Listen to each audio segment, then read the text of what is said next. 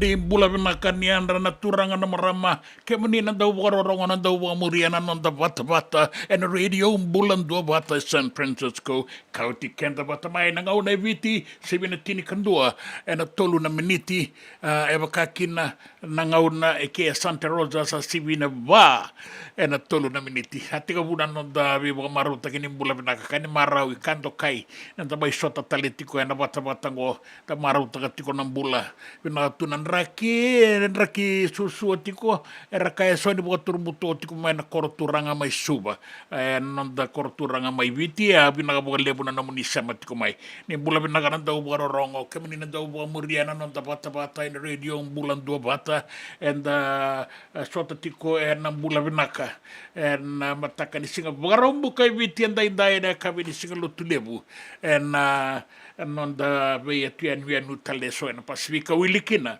eke Santa Rosa San Francisco ni bula binaga mai New Zealand mai Aotearoa ki Aora ni bula binaga Telangana kanta ni buka rongo tiko mai Australia binaga buka lebu la veti mbale suba binaga buka lebu mai waga Francis bula binaga buka rongo tiko mai Canberra na matakan dende sarari uti buka mata se sangkai balumbu buka lelai ia binaga buka lebu na buka rongo tiko mai ende singa lebu ndai binaga buka lebu mai Perth buka kina na top end mai Northern Territory mai Darwin na Koroturanga anda buka bina kani saya tu ani Sunshine Coast na maramai ndabe talano takatiko ni abuka ni biu mai nandi na singa lebu na noa asaya tu ani sambong lebu sangkai tu na nona tiko saya tu ni ani ana kanda da buka bina buka lebu ni ngalala tu kata mga tu na beito so ke bono mama da kaki na beira era beito so ke ru kada na sala na ngilosi e tawada vinaga bole no borong tu me na beito ya no go mai majuro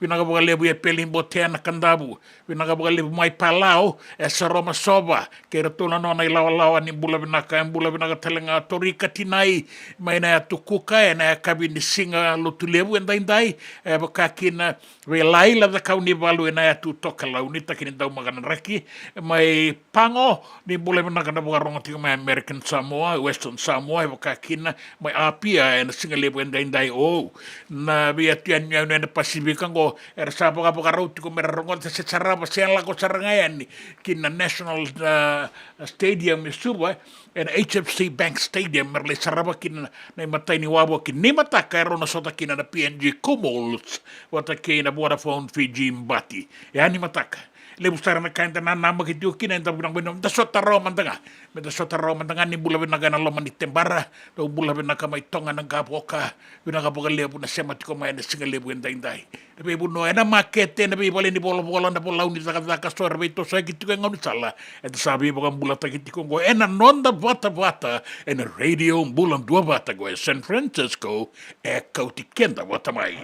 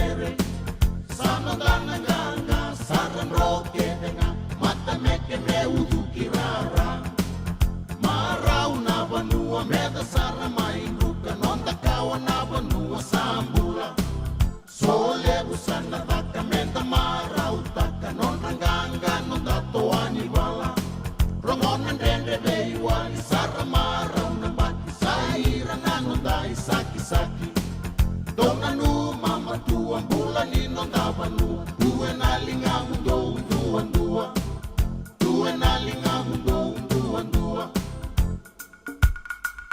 Rongonan domo me kamana koro Iai, ai bolu ya bosa tesoro Iai, ulke ilangi rabaro rongo Iai, lalini bolu kasada bolo Iai, ai bolu toso Ai bolu toso Ai bolu toso Ai bolu toso Toso Toso Toso Na ponga mai na siti di vitiri mai na korovou sero serevi na ivalutoso io na ivalutoso dina ni mataka na muningo na mai viti e na vingenravu e na HFC Bank Stadium era una sota kina na nonda timoroto na nonda mbati na Vodafone Fiji bati wata na PNG Kumuls ya ni mataka ni alabi naka ni toso ya ni kina da lai toko ni ra nonda doro kako ni labi na rara e roni ratavola nimbu labi naka makara se seti ko nando mo mai Amerika binaka boga lebu na boga rongo mai e baka kina nando mo ni sere gonga na PWD Walu Bay binaka boga lebu binaka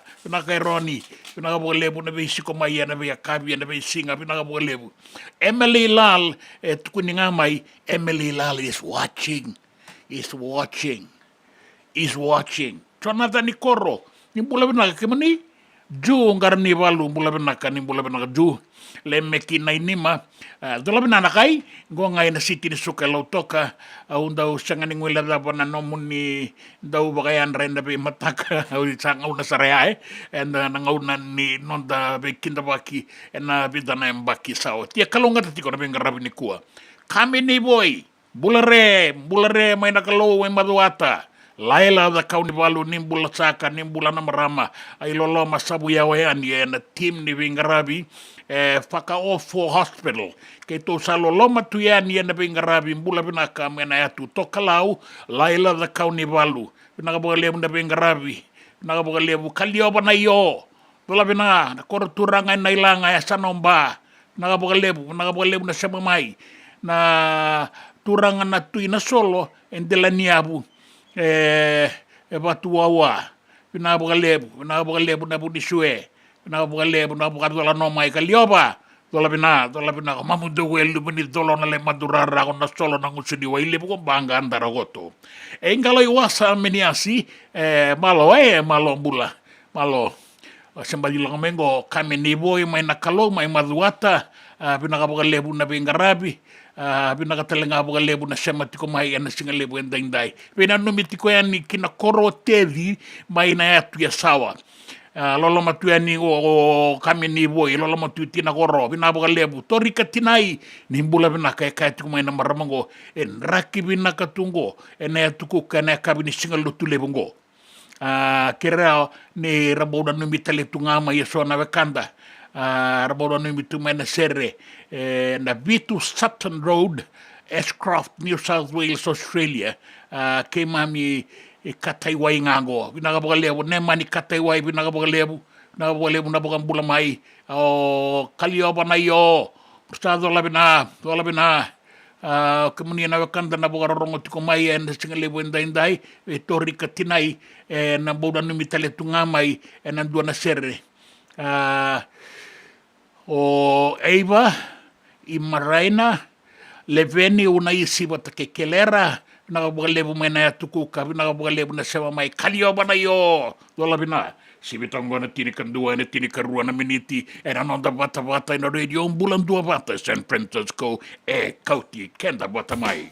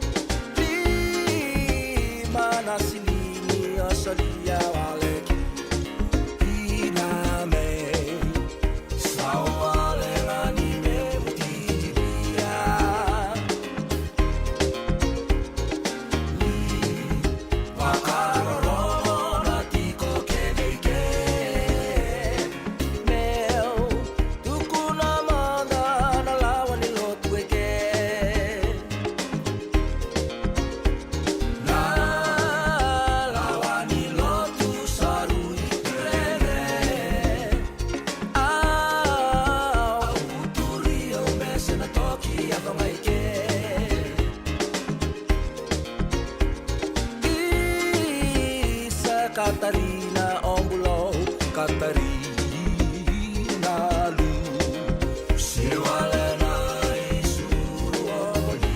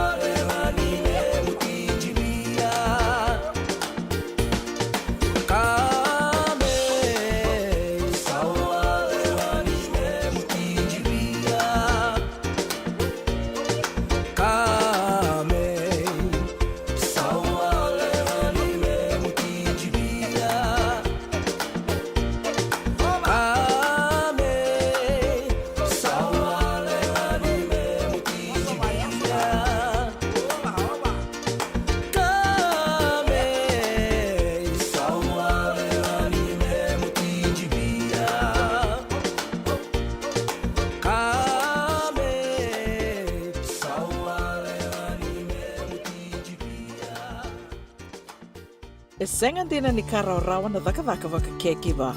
Ia endona ka enda wipu ke ka waka mamanta taka tuna bengaravi o ia ke tuna kenda tō kakana. Na ika, na dalo, na bisikete, na reo bata, na sunbells e tinimbulu makau. We kenda tōna senga tiku ni nreiva se senga ni waka motoka ka tau Rendre no te tō beto seaki. Erto sa tu wakarau na Divine Pacific Food Mart mai Sacramento merto talaveani na nong ni boli-boli. Rawa sara. We tartarangayani na telefoni diwa 21 toluwa diwa ono saibarua merto wakarotaka katalada mai na nong ni boli-boli ena kena ngona to tolo tua. Divine Pacific Food Mart, Vitorua Diwawalu Franklin Boulevard, Sacramento, California. Namba di telefoni diwa 21 toluwa diwa ono saibarua. Erto ngarabatalanga ni kena le waka soburia ni nanomu yaya mai na nonderto stoa kina nomu mate ni katumba. Nongu chisu nongu banua. Dorongode na vima mani ono kina vitu ene kawani bugululu we kemandawe California. We mani rua ene kawi kina tolu ene singalewu ni lotilewu we kemandawe viti.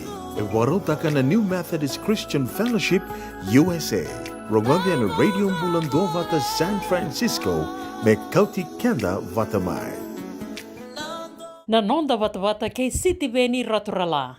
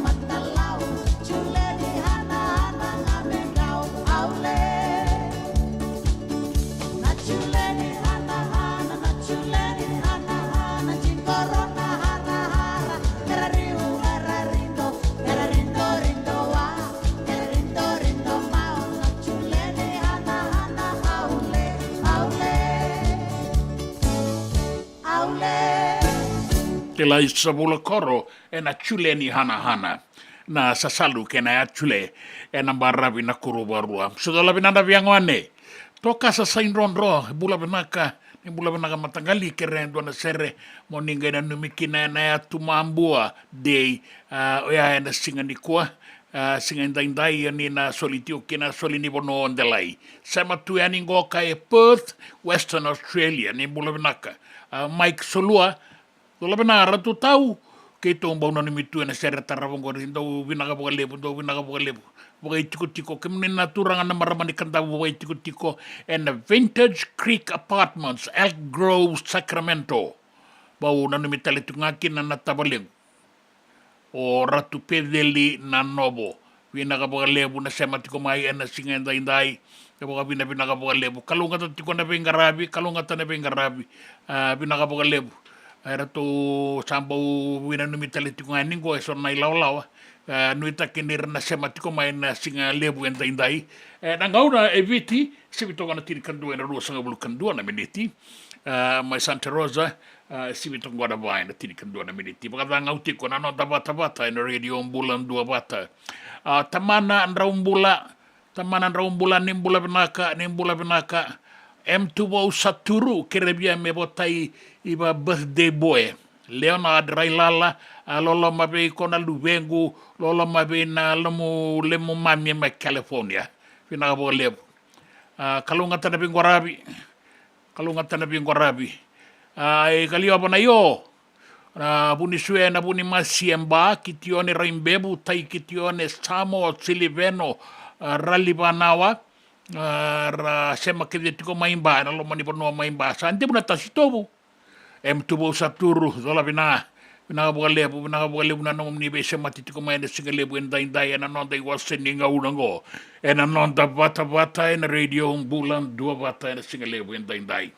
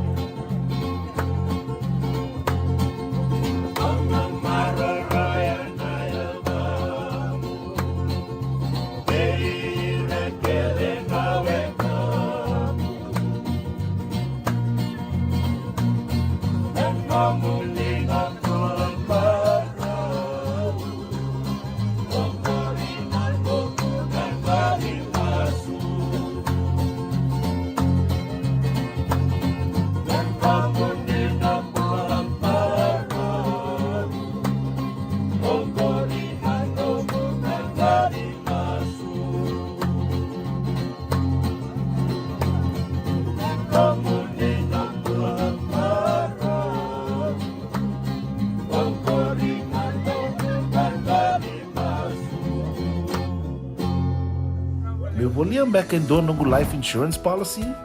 Laka kila ni tutana katin kabitu ni okostita na 2022 o sangir ta kasarabiri ni tauna. Kabi nga ya kila maga tinga ya sala ko mana check. Sengat tali ni biara, sengat saranga ni biara palinai. In time saranga mai. So ang kali wala ka tala tunda wala. Kuwertongo. Kau saya lo dengo kamu binaksa. Iyo, o yasar nga na buna, e rau sara, sa tiko na pepa se senga, bula vinaka se tobi mate, kambani duan nga kana soma mena claim na lom ni rosa nga bulu kavana ua keada na lenga, nisa e ambaki roa tina policy. Text mai kina wasa eva walu van dua, tolu walu lima e na kena i tuku matai lalai, o ya na wasa eva walu van dua, tolu walu lima. Dendram beka nangola ni kibali lo tena puku ni oso pakadadaka. Sendra kita beka na tos nimbula, kuo ni lenga sinui gawa. Nana magi mai kina programu warotaki, mai vera tau na New Methodist Christian Fellowship USA, nongu chisu, nongu banua. Rongo vina vima manione na kabini buku lulu bei Kemando e California, vima mani dua na singilewu ni lotu lewu bei Kemando e Viti, and a radio bulando vata San Francisco. Me kauti kanta vata mai. Nanonda vata kay City Veni Raturala.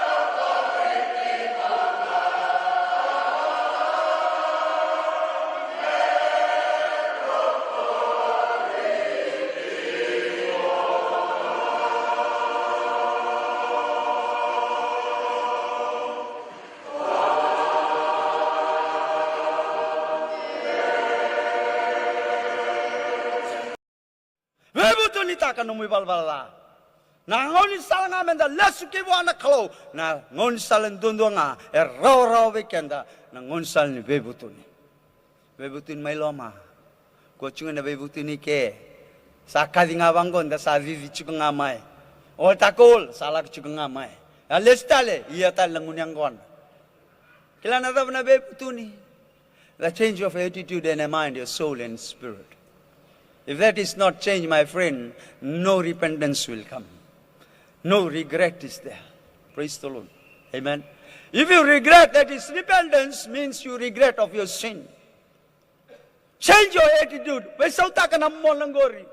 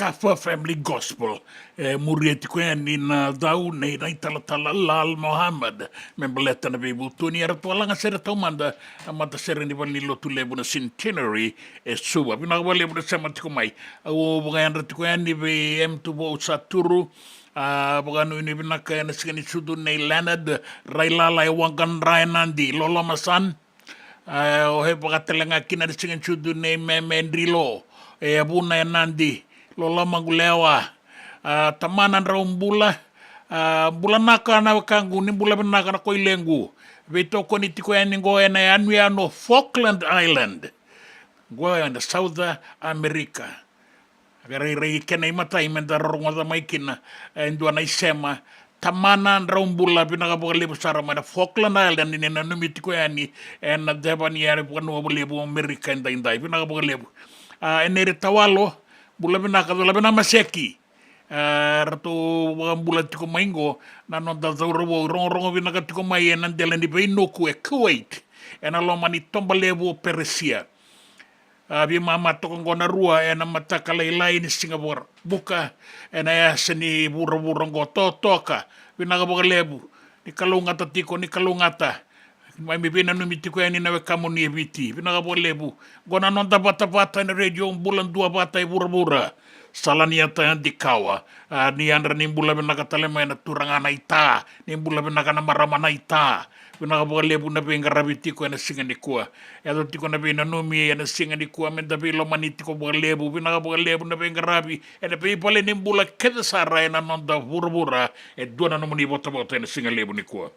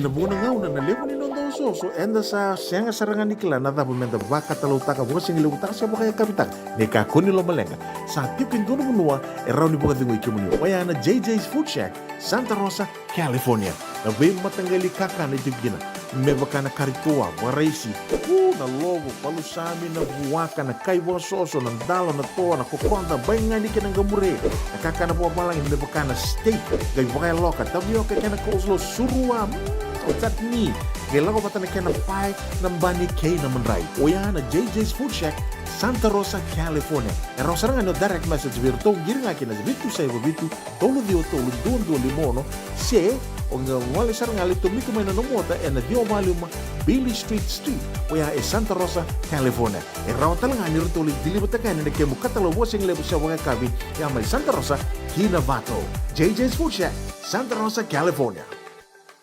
Me volia back in dono life insurance policy? Nakakil ni tutami katil kabitu ni kostita na 2022 o sangir takasarabiri ni tauna. Kami ngaya kila maga ngaya salah ko mana check. Sangat tali ni pera, sangat sarangan ni pera palinlay. In time sarangan may. So ang kaliwara ka tala tundawara. Kuwertongko. O sarang ko bengo pamilaksa. Iyo, o yasar nga na buna, e rau sara sa tiku na pepa sesenga bula vinaka se tobi mate kambani duan-duanga kana soma mena claim na lom ni rosa ngavulu kavana ua keada na lenga nisa e mbaki roa tina policy text mai kina wasa e walu van dua tolu walu lima e na kena i tuku matai lalai hoia na wasa e walu van dua tolu walu lima. Doyan Robina kana marama naita. Do samba di ba kusa iwe. Yandra naita. Kita sili katalaw mande na Orange Lounge. Maleka. Warasan ba di kata-kata pinagasar tu nga toboy simbang bakaw. Ngay way dala tu kinambata. Koe serengan kori. Sono ngona santa pinakat serengan na kenta kakana. Di na to zoko. Kaya kita sana berata ini bagai singelebu, kita sana gali bagai kabi ngaya ni kena. Na Orange Lounge, katalau bagai singelebu se bagai kabi, baru tegi tu bagai manggo sanggai to toka na bono ni kana. Mai na menda tu identiti, kena bagai singelebu se bagai kabi me bakana bagai sekera. Na sui, ika tamu teke roro bagai lolo kena vida tale. Gira ramo klana menu ni singoya. Na Orange Lounge, tolong dua Orange Street, Santa Rosa. En dua tala na tambari di Vingarabi ni Divine Group of Companies. Dola mena wala kaloka na mataka, kina wala kaloka anambongi moniti kina singatambo. Na Orange Lounge.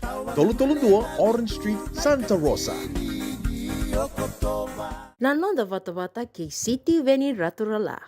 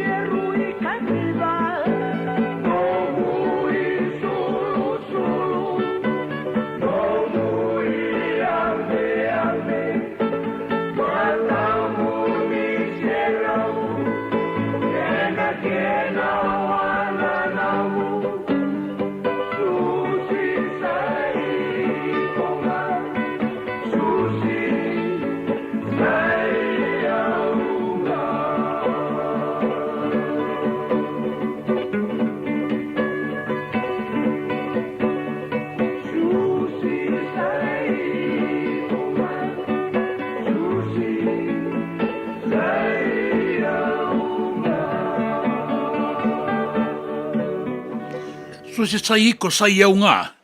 Nam serengo yang basi kamay, tali taki wak lebu sara na tinikadio abitu sa nga bulu karua. May verto na daw ni way manu kay roda ba ray dembe na iliw-liw ni mata sere. Pinakabaka lebu mbuna bakambua, yanra kalunga tatiko na singa ni kuwa ngongay nakasi. Tumbula binakamay nakasi. Kami ni boy, bukan ini binakatiko yan na bingarabi na singa ni kuwa kalunga tasakatiko. Iyo binakai kiri talangayani. Nakabaka lebu isa, tapi baka na iba singa lebu ni kuwa. Tasabi ya baka na nanutiko yan tambana ya. Isabo itini kandua na miniti me tini karuana kaloko na nontang una. En bata-bata inday may viti. Baka kina na nga una ke Santa Rosa sabo itini na miniti me lima na kaloko. En dan nga irongo itukutuku. En tini karuana kaloko en singa lebu inday may viti. Imbula binaka kanda di sagay sa marot ko may ni utingguan na baka rongo. En ni oti na serengo membaleta na buda na tembara kena udi wai lebu na rewa en dan nga ibu rorongo kibe na italatala lal mohamba dan ikaruani na daw na singa lebu en dai.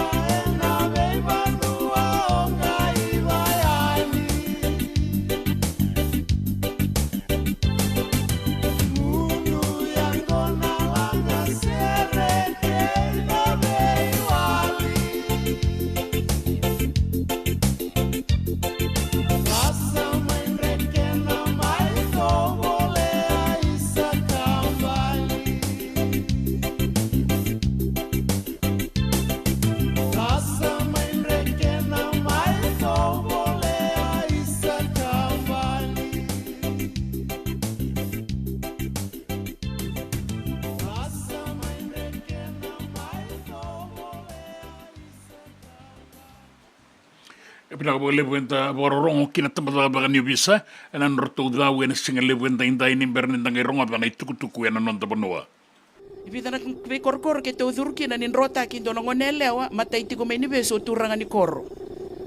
Dona koro ke tu la koba ya wasara ke tu le ibondo bilbil le ibondo ose. Kito saya de na korea turani ni kilana ngonelengo. Ka ko iyo sa ruongo na madha wane tu songo biko iti ko na va ma madha.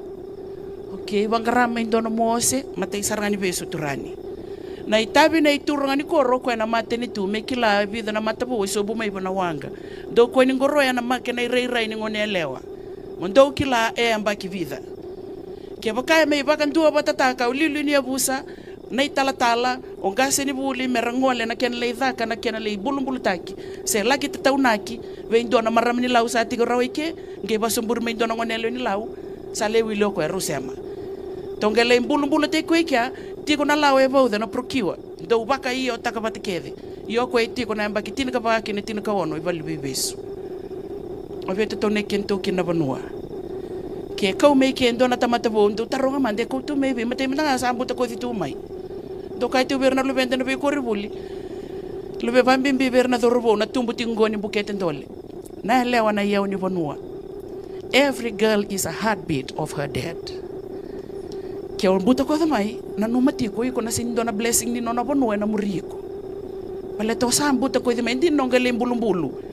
Ya sa tawoti matanga me na ke mo bosa. O kenda to nga to basura ki kenda to tiko bati kento. To sondo ngone me sala muri ko tiko no bosen biba kalunga tataki. Ke sa basumbur to me kendo ngone lewa se ro se tolu. Tarungi ko arto ko me be. Nangone ni sudu ndo ngone sudu no loma ni bubale. Tiko no matagali, tiko no koro, tiko no na abusa, tiko no na sana. E sinraw ninda kaya akaw tunga me tolli sala waray. Iya, ndina sar son daga kan sangara bo tikungo. Sapa kamen dua tiku mai nei boga rau nimbula na bin rotaki. Ko mai sangkai mai boga mama taki santa kai mengara bona kenaonga wambongi ba daga na kena songo. Ia embuta ko di mai. Kasanga talengani matata na ituku tau doko membaleti koe. O yana ituku mai na tampa daga ni bisa ituki na lawa. Bukan bimbi me kilai na mbaki nimbula ne koe na ngonele wa nrota ki maingo. Ke baka isanga ni matata e na rawa ni i roto mai gangaura kikina e so turanga ni koro wata ke rera bei toko ni taka na daga koea. Na buka leo kobula una isi mati wai mai na tamba daga ni visa na singa lebu endai se bota letiko e vida na non rato dau e na non danga unango e na non da bata na radio bulan dua bata San Francisco kauti kenda bata mai e dana buka ronga dana tuku e na non da banoa ke na be sai burabura sa te kribu o titiko ni kuana buka beste be ira na tamata daga e na University ni Devani Pacifica sa kene mbale ke baka en tao na buli en vida na undolu na ngone rana mai tao batakae na bukan bese ngo na University ni Devani Pacifica na buna rabuka rita katiko mai sengan ni dua sar na ya bubo o kwenga na ya bu karaba kan bese mandakina na vida na mbaki saoti dan wita kan na sengan ni tao na buli se buka lenga ina non rabito so e kinangone doni etiko ngona muani ambaki na ngauna bimbi na be korni buli ka kina na University ni Devani Pacifica. Dan ngai rongo tiko na boni tuku en tini karua na kaloko na non danga una ibiti e baka tulolo tali tiko ngana lo malangi e rongo di tiko ngoni tau na uda na bebo no esto mai ibiti asa kadiba kioti e na singa e na noa nin sanga ni besa una itu bakinin raki na dono maga tiko mai e na baka talenga kina e na singa en daindai sa tini karua na kaloko.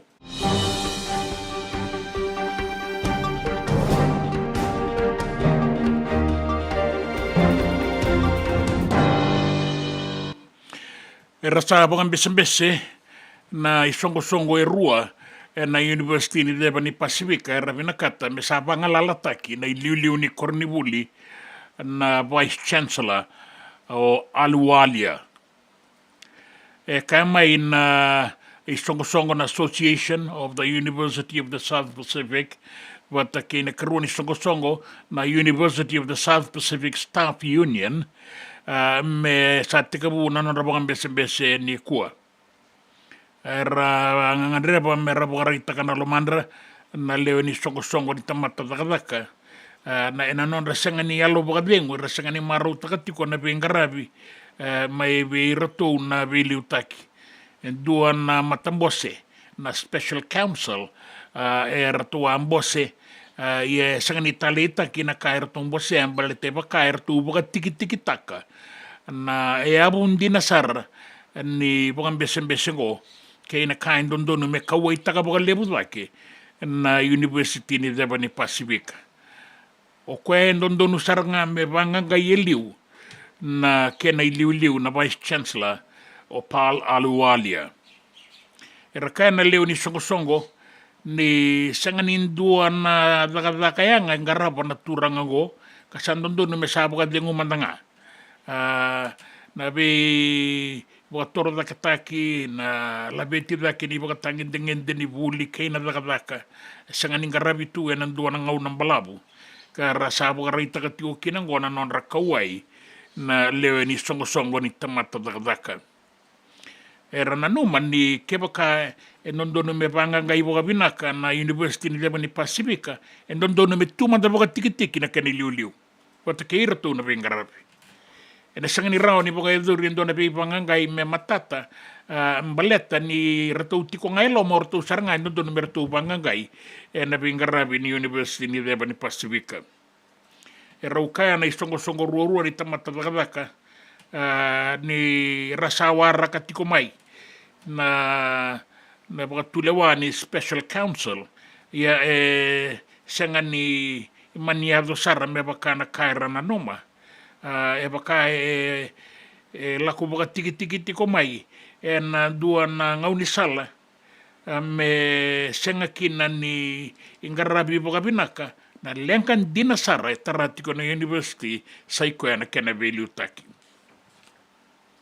era bakarita kana leo ni songo ni baka loku yara takitiko na daga ni be banganga na university ka na noma ni sangani rao ni ratingo mango dondo na mesabla kana be bangangai daga baka saba mero ni baka matatataki na toso kiliu kay na bengarabi ni university ni Devani Pacifica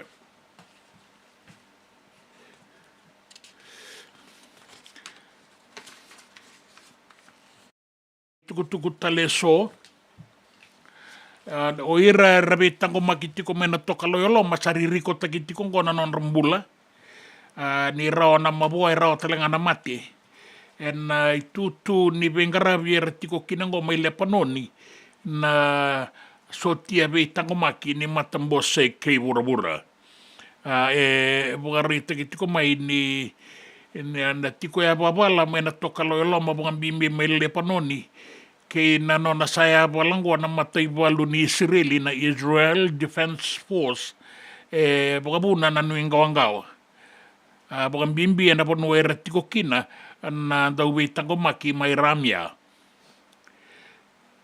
rauta ni tini na undolu 5 kawalu taudoko na lebu ni sotia rabenga rabitiko karala ko may na 5 na matani tuo ka kinobiti tiko ngo may lepanoni en bengarabi ni matambose kay burabura na Unifil bagarita ka may na minister ni Wita Gomaki may viti o pio tikon duandua ni sa adon dinatiko na yababala na ponwera tiko kina ng daw Wita Gomaki iya ko viti en 2 lesar nga na turangan ni Walu etiko ngo may lepanoni hindi na nga ni kaway tagitiko mga lebu na be kayang balitira taudoko na leo ni be matanitu na sotia be Tangomaki may lepanoni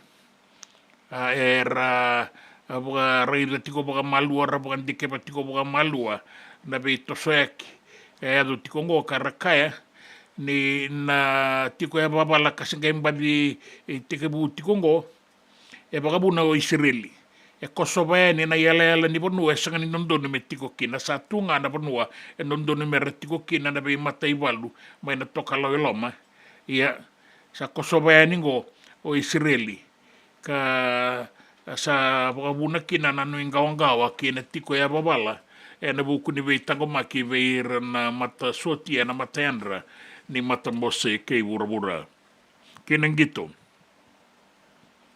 sa madalama na tombu na sota kina na vei timi ni rakabi ni marama na tini kalima ka sa ngole koviti kina pool B me na sota kina kei Canada Scotland wata ke welesi.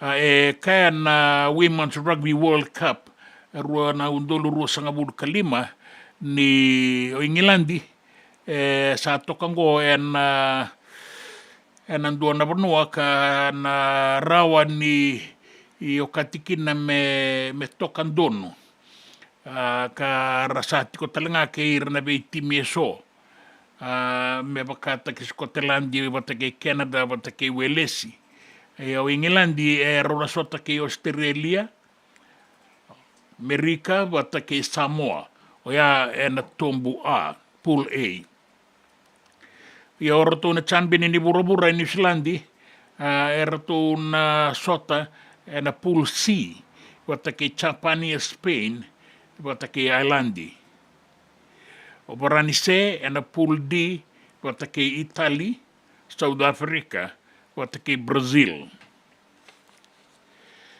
O ira kede na timi era saka di bakingo era nanggito bagaya andua wata ke na ken reisa na loman ni tulu na madawabi terabi maingo.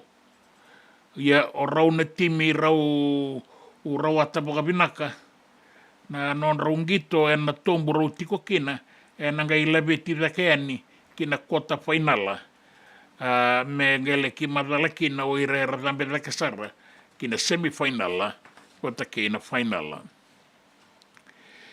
na bengen rabu na non tabanu mai viti en HFC Stadium na Singapore rawai ni mataka na ngau na mai viti bugarita ka mai o Kevin Naingama ni kurambu ini lai kadibi tale mai me maingito talenga me mai lewena talenga na Vodafone Fiji Mbati na sota ni Pacific Rugby League Bowl Championship o Naingama sama tataki biwiti bunga na yututi ni ngauna ang gito kina na ruanondo rua sanga bulu karua ya sana numa ni sana na dengu era sandingi takia ni sota le na rubu bibinaka merala ki lewe ni nonda timi ni Mbati ka sama ni nanuma ni sa narirayo timba ka nanon ang gito timi ni Mbati kindadala kurumbui ni sa kabibile suyan ka sa tiko bolingo na nonda panua me may matatagi kenda talenga na sotongo kaya o Kevin Naingama ni nanggito takiviti na bala takibonua bakango baka na lako na iwalu senga ni rawa ni rabakatara melabe na rara era na bala na ibakatangin dengan dekedesar merarawata baka pinagakina na non raitabi kasaba kanu itu na non ratu baka raw na Vodafone Fiji Bati keira na daurobo era sa kadibakingo meralewena na sota bata ke na PNG Comols sibina walu na tini na miniti na mbongi ni Singapore rawai ni mataka na matai ni wabo kini Pacific Rugby League Bowl Championship and HFC Bank Stadium Suba.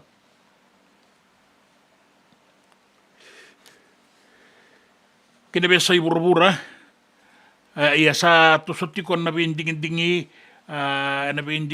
ka bakawen yan na pos may baleta na itutu baka presidente may merke kasayan rabi baka pinakasarati ko na kaya na bay solita kina bindingin-dingi kaya na non rabo kay tabi na lewe ni Bornoa baka bimbi o ira tiko na taundaku kay merke o ira lewe ni Bornoa may merke tiko na taundaku ni Bornoa o ira baka tiko baka bulis o ira tiko baka dakadaka arauta tikongo ni ono na milioni na kenra lebu todok ya na bogarita kini na rawa ni moida na madala ni bindingin-dingi na nonra dingin-dingi na we kanra e ratikongo e na taundaku kei mereke. Ia na numitiko ni na rawa ni i kaukawasar na madala ni beindingindingingo kei na beingati e bagay doritikongo e na beiponua bata ki Pennsylvania, North Carolina, Michigan, kei na beiponua bolekata ia ka sana numitalitunga ni rai toka baka lailai e liu na iwiliwili e nangaunango kei na baka nananu ni na rawa ni tauratale na itutu baka presidendi o Donald J. Trump mai no Republicans. Kina itukutuku ni raki.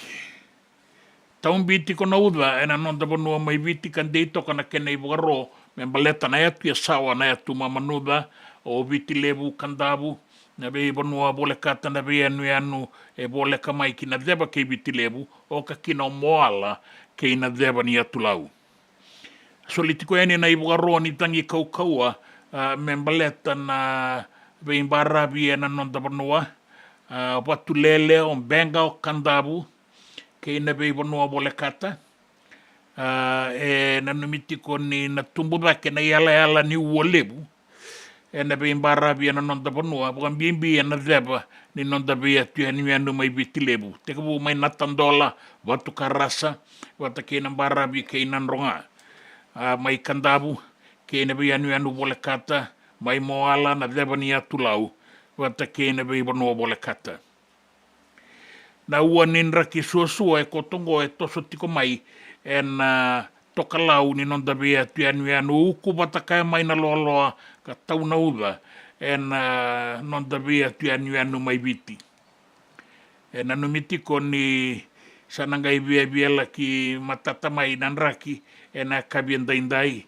ia na tautiko mandangana uda ia endua na ua ninra kebina ka sa koto baka awasar e na deba kebiti ka baka bunatiko na dangi tokalau kei na deba e na beimbarabi e na nonda banua e rawa talenga ni lubu mai na nonda beimbarabi e ke baka e sota kei na uolebu sa rawa talenga ni lubu na bei udiwai e na loma ni banua mea zabara bongi lebu indaindai e na nonda banua na lio tiko kina na tokalau deba wata kei na buaira e na tarasaratiko e ni na basanga bulu ka 5 kilomita dua na aua na kaukau ni langi mai watu lele mai benga kandabu kei na be anu bole kata bora sara na wasa e doba tiko na singa lebu indaindai kina mbongi e na lio tiko na langi tokalau deba kei na buaira la kita iki na mata ni langi kina tokalau buoliku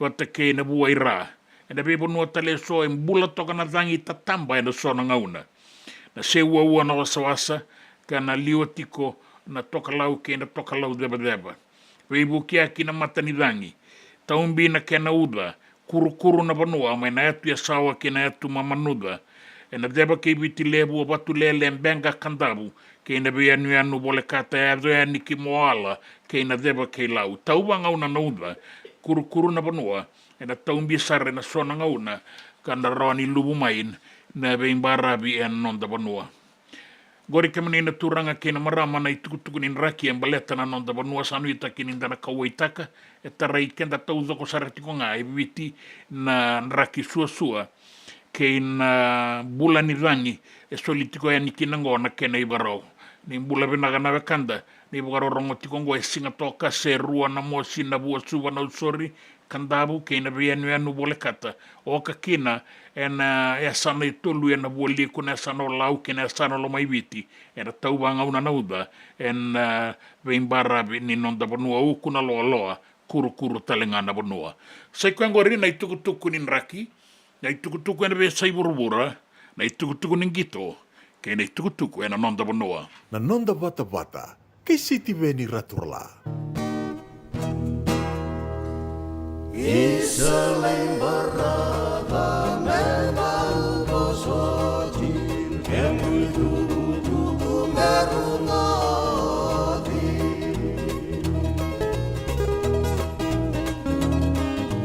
Salam nota kena singa kinambong Sai karasili saroni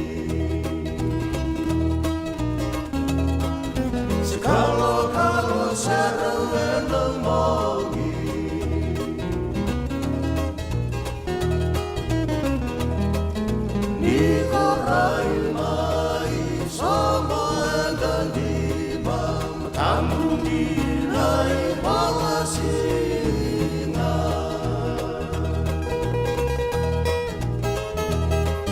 Ralau Rabau Merabaka Isa Malaka Tualai Andrasinga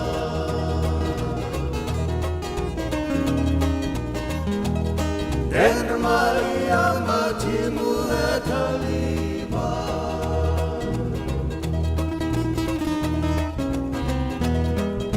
Nisalai Moderasi Bili Allah Mayani Baikamu Nani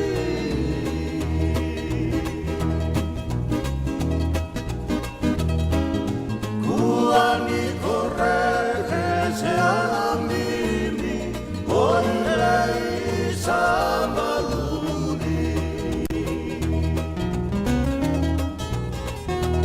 Sibiringin Hinatoluni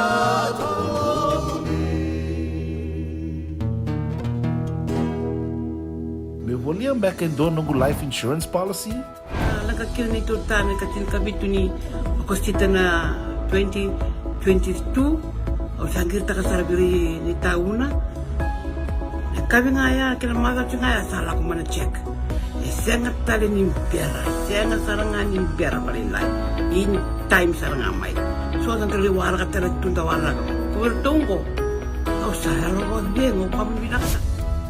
Iyo, o yasar nga nabuna, e rau sara, sa tiko na pepa se senga, bula vinaka se tobi mate, kambani duan nga kana soma mena claim na lom ni rosa nga bulu kavana ua keada na lenga, nisa e ambaki roa tina policy.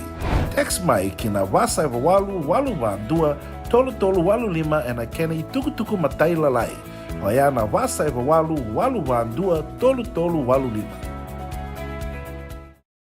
Doyan Robina kana maraman na ita. Do samba di ba kusa iwe. Yandra na ita. Kita sili katalaw mande na Orange Lounge. Maleka. Kursan ba di kata-kata pinagasartunga toboy simbang bakau. Gay way dala tukin nambat. Koe serengan gori. Sono ngono santa pinakat serengan na kenta kakana. Di na to zoko. Kaya kita sana berata ini bagai singelebu. Kita sana gali bagai kabin ngaya ni kena. Na Orange Lounge, katalaw baga singelebu siya bukay kabi, e baraw tayo ito baga manggosang gayon totokan na buno ni kana. May namenda to identity, kanay baga singelebu siya bukay kabi, may baka na baga sekera, na sui, ikatabuteke, roro baga lolo, kay na vida tale. Giraraw mo kila na menu ni singoya, na Orange Lounge, Tolo-Tolong 2, Orange Street, Santa Rosa. En dua tala na tamang ni Vingarabi ni Divine Group of Companies. Dola may na walang kaloka na mataka, kina walang kaloka anambongi moniti kina singatambo na Orange Lounge. Tolo-Tolong 2, Orange Street, Santa Rosa. Nanonda bata-bata, kay City Veni Raturla.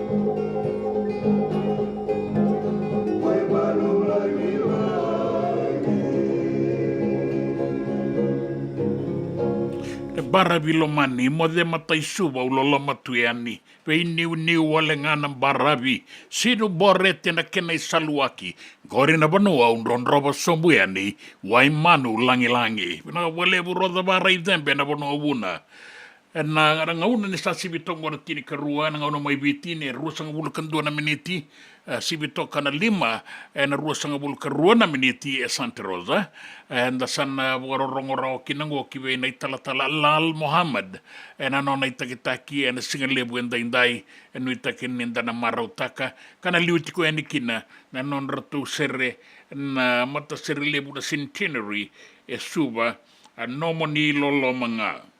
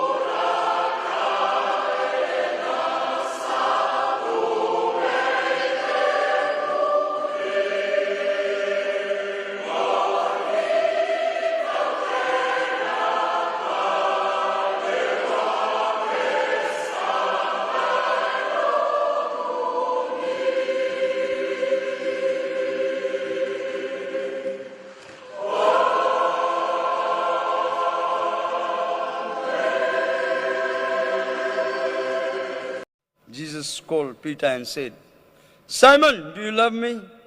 Simon, do you love me? 3 times he asked. He never called Peter, he called Simon. He called again, Simon, son of John, do you love me? Yes, Lord, you know that I love you. Feed my lamb. Again Jesus said, Simon, son of John, do you love me? He answered, yes, Lord, you know that I love you. Jesus said, take care of my sheep. Vakanir chikanungu sheep. I live in the Vakanir kenda chunga. That time he said to him, Simon, son of John, do you love me? Peter was hurt because Jesus asked him 3rd time, do you love me? He said, Lord, you know all things. You know that I love you, my Lord. Amen. You know everything. Angay batutu sa chigo o Simon, but neither Chisu. He denied Jesus 3 times. This is his confession. When Jesus was calling him so that he can become established on this rock, the church that Jesus wants to build. Praise the Lord. Praise the Lord. He asked 3 times. He never called Peter. Remember that he called his real name, his origin. Simon, Simon, Simon. Dilam bate sinamberi chikuni toko bate chikona bewekani bat kay chisu eva muri chisu wale tunga. Kenda ngodra inva muri chisu sindo tuna nonda sema ve chisu ven kava wana yalo tambu na gift ni yalo tambu melak mai weekenda. Eh?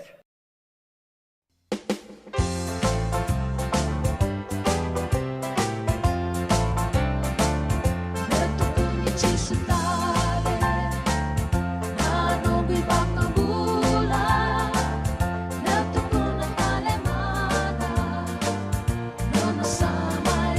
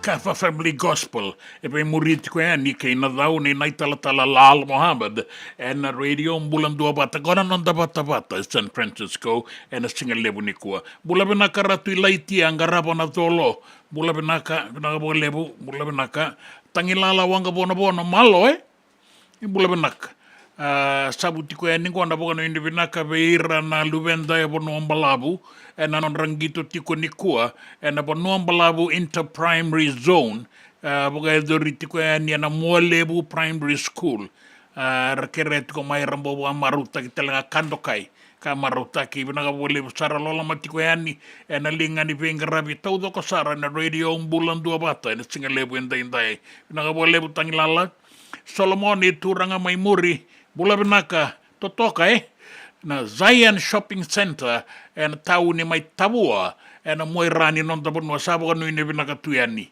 na ga bole malo mesula membo sana iwalu bula malaga matagali totoka makaresese nan domonisere gonga sepatoni benaka bole na matagali na bole matagali na bengarabi benaka mesula membo sana iwalu na domorton wa iman urto sanga yoti sarato kangango e ruan urto sere na singa lebu indai ia bina ga bole buna semati ko mai totoka na sere makawan den den nga irongo da tale na sere e kautale so tale na boga nanu totoka bina ga bole lebu libai tengo ni mataka tukuna setseningo roni toso lebu kana tuni mata ni bula binaka mai Phuket Hoi Lodge mai New Zealandi binaga boga lebu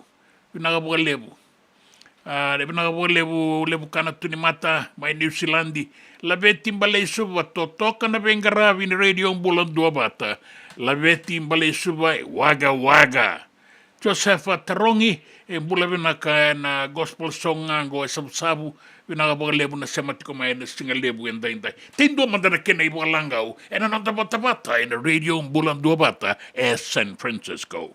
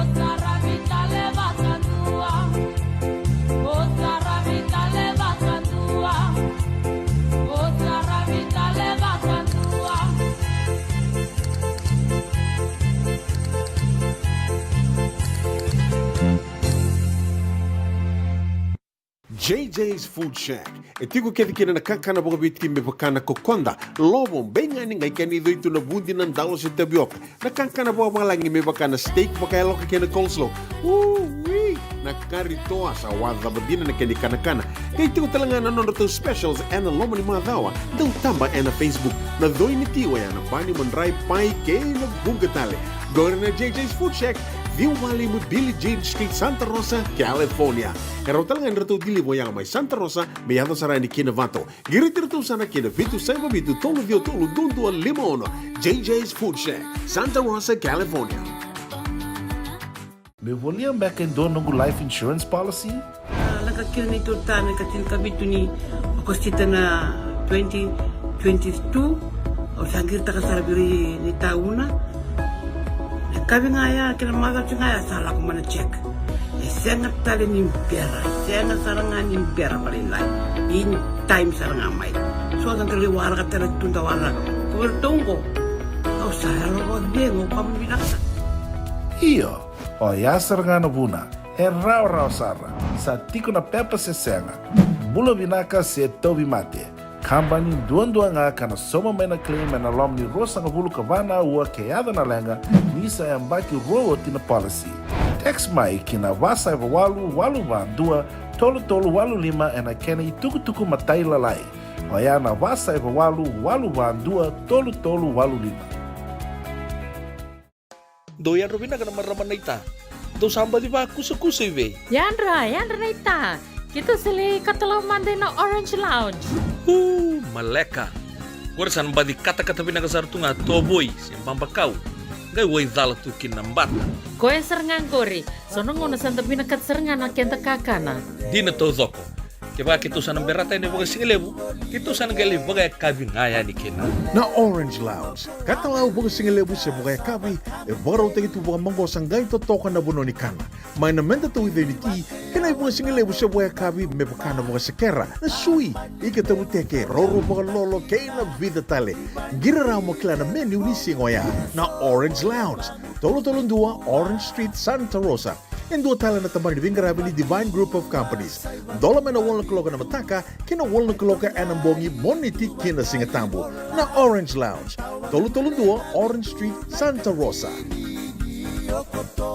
Na nonda wata kay City Veni Raturala.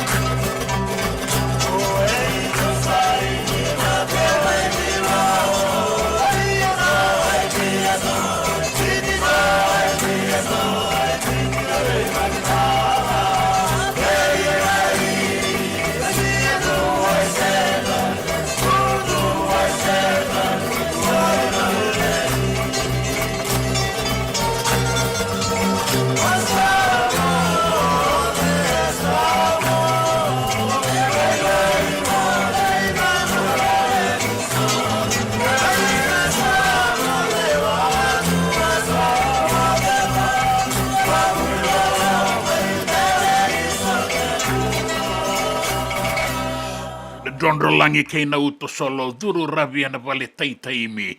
So aindia so aiviti ni tu dakadaka na veisinga na teiraisi. So bon ratu lang si matila la na matirengo.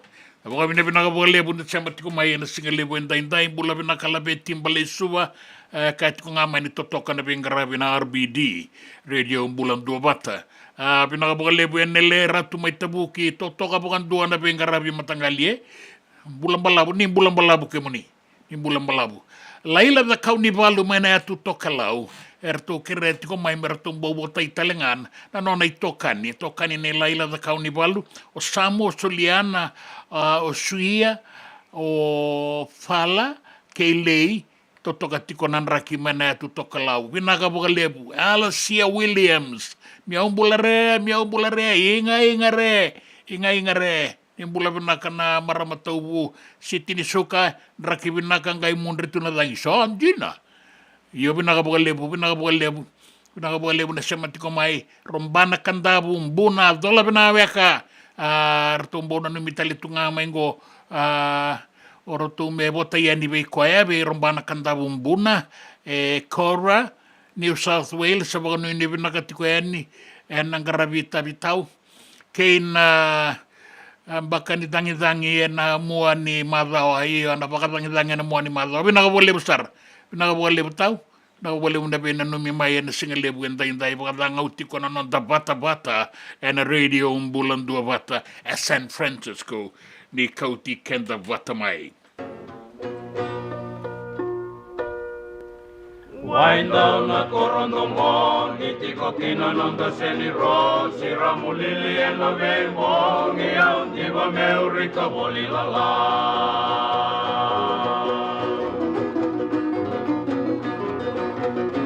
Sitara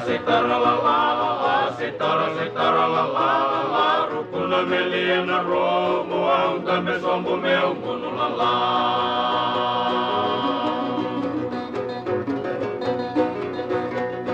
Kalibi meu bem mau, na eu longo samara, o manicani la saveia, o que na lá ni o tambau la la.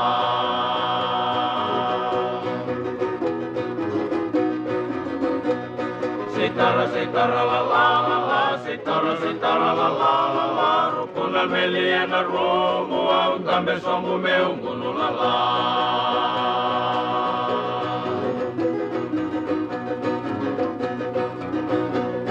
Lingoli ena matile, ulai tini na uale, ulai sanga ena kurule, ulai soba ena disile ulala.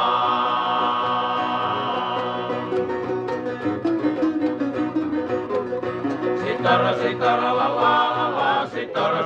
la la, rukuna meliena romo, au tambe sombo meu munu la la.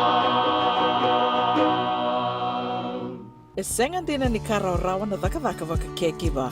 Ia endona kainda wipu ke kawaka mamanta taka tuna bingaravi, o ia ke tuna kenda tō kakana.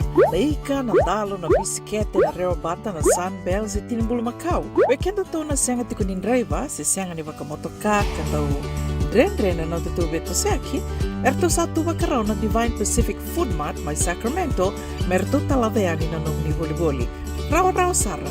We tartarngayani na taliboni diwan 21 toluva diwa ono saivarua merto bakarotaka katalada mai na nung ni boli ena kenangona totolo tua. Divine Pacific Food Mart, Viturua Diwa Walu Franklin Boulevard, Sacramento, California. Namba di taliboni diwan 21 toluva diwa ono saivarua. Erto ngarabatalangan ni kanalay waka suburi ani nanomu yaya. Mai na nonderto stoa kina nomu mate ni katumba. Dendram beka nangola ni kibalilo tena buku ni oso pakadadaka. Sen drakin beka na tos nimbula. Kuo ni lenga sinu ingawa. Nana maki mai kena programu warotaki. Mai vera tau na New Methodist Christian Fellowship USA. Nongu chisu, nongu banua. Rungo vina vima manione na kabini buku lulu bei Kemundoe, California. Vima mani duwa na singilewu ni lotu lewu bei Kemundoe viti. And a radio bulan dua wata San Francisco. Me kauti kanta wata mai. En a muna ngau na lewu ni nondo so enda sa senga sarangan nikila na tapo menda baka talutaka buka singi lutaka siya baka kapitang ne ka kuni lo malenga sa tipin dono bunua around buka dingo ikimunyo waya na JJ's Food Shack Santa Rosa California na bay matanggali kaka na tibgina me baka na karikoa waraisi na lobo palusami na buwaka na kaiwa soso na dalo na toa na kukonda bay nga ni kinang gamure na kaka na buwa malang me baka na steak gay baka loka tabio ka kena kozlo surua Otat ni, kailan ko pata na kaya na pie ng bani kay na manray. O yan na JJ's Food Shack, Santa Rosa, California. E raw sarang ano direct message virto, giri nga kina vitu sa iba vitu, tolo duon limono, se, o nga wali sarang ali tumiko may nanumota, e na diyo mali Billy Street, o yan e Santa Rosa, California. E raw talaga ni rito ulit dilibata kaya na kaya mo katalawa sing lebo siya waka kabi, yan may Santa Rosa, Kinavato. JJ's Food Shack, Santa Rosa, California. Doyan Rubina ka naman raman na ita. Do samba di ba kusa-kusa iwe? Yandra na ita. Kita sili katalaw manday na Orange Lounge. Maleka. Kursan ba di kata-kata pinakasar tu nga toboy siyang pambakaw. Gay way dala tu kinambat. Koe serangan gori. Sono ngono santa pinakat serangan na kenta kakana. Di na to zoko. Kaya kita sana berata ini bagai singelebu, kita sana gali bagai kabin ngaya ni kena. Na Orange Lounge, katalaw bagai singelebu siya bagai kabi, e baraw tayo ito bagai manggosang gayon totokan na buno ni kana. May namenda to identity, kena bagai singelebu siya bagai kabi, may bakana bagai sekera, na sui, ikatabuteke, roro bagai lolo, kaya na vida tale. Giraraw mo kila na menu ni singoya, na Orange Lounge, tolo-tolong dua, Orange Street, Santa Rosa. En dua tala na tamang ni Vingarabi ni Divine Group of Companies. Dola may na walang kaloka na mataka, kina walang kaloka anambongi moniti kina singatambo na Orange Lounge. Tolo-tolong dua, Orange Street, Santa Rosa. Nanonda wata-wata kay Sitiweni Raturala.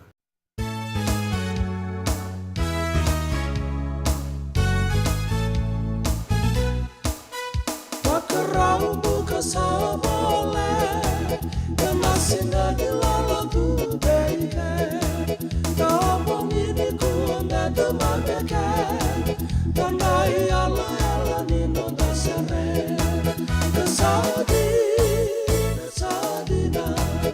Bomu basaru ikami kamila Sadina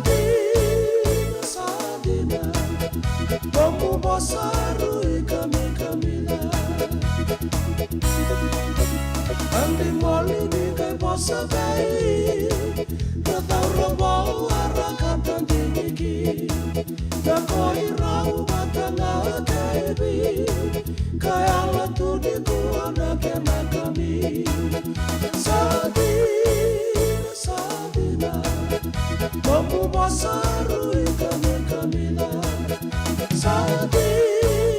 Sadina Bomu basaru ikami kamila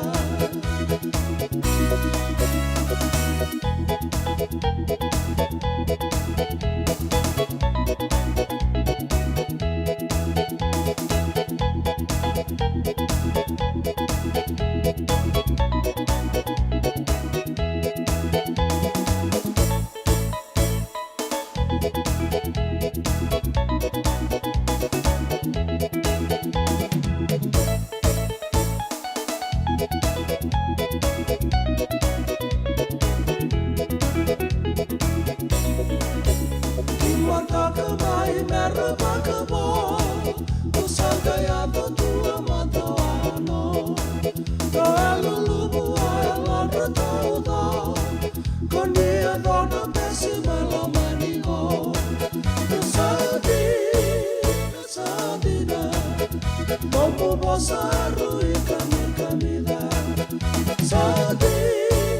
Sadina Bomu bosaru ikami kamila Ni mote me usage lesuta Ekito toyo maina tuida Elo lobo etawa eladira Obei ke muni kele kele sa Sadina Bomu basaru ikami kamila Sadina Bomu basaru ikami kamila Sadina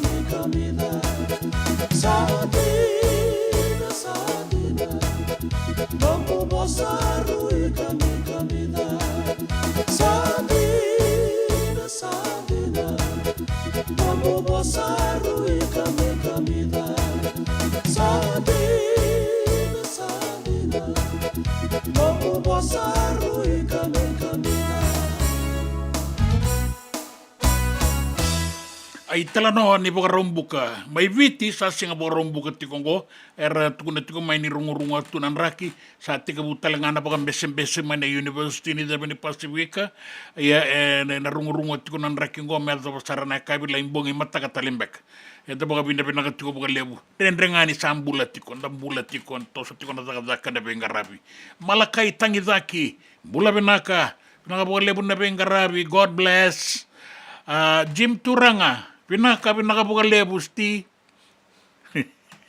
kau tele mai na buka nanan and FBC Studio F gori rau kila pinaka tiu ke sireli tambua pinaka buka lebu Jim Turanga pinaka buka lebu bukan ini pinaka Waisea Bushanti totoka na pingarabi ratu tau Bushanti dau tiko mai nawi anu nawi na sabu yo Jim Turanga sati ko talengona ni mitiko nga irana lewen in dua bata kaba ba Sacramento ke irana lewen ni Maoli kaba juice ba Santa Rosa tao wikila ka ngaji muna bono ituki na kaba juice pinaka boka lebu di riawa arna yan rakai ya kere unga na sermer kere no mitiko na lewen ni korogoi na nukulo maira auria sewara malakai tangidaki pinaka boka lebu nakabole muna pengarabi kay nongo rongo pinakatiko na domomuni kay na nomuni bukan bula golay makoy pinakabole malakai tangidaki may makoy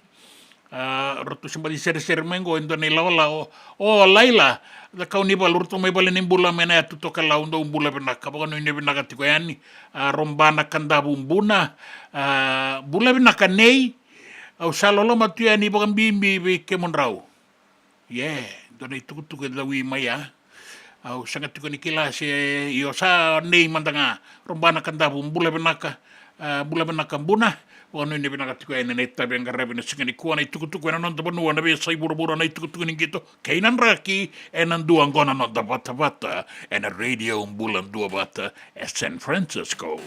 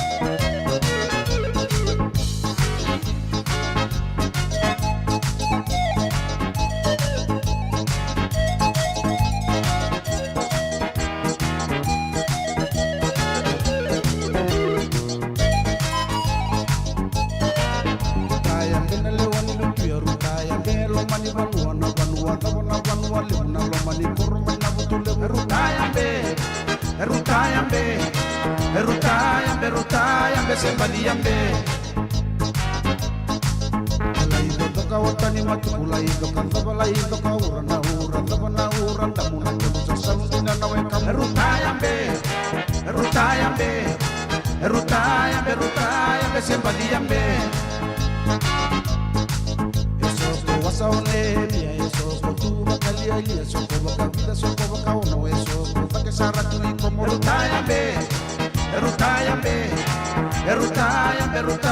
se valia be laite indalo tava le laite indalo ina mutu le unanga no tava nandalo matua na que no se salundi na malutu ya rutaya be se valia be Erutayambe se vadiyambe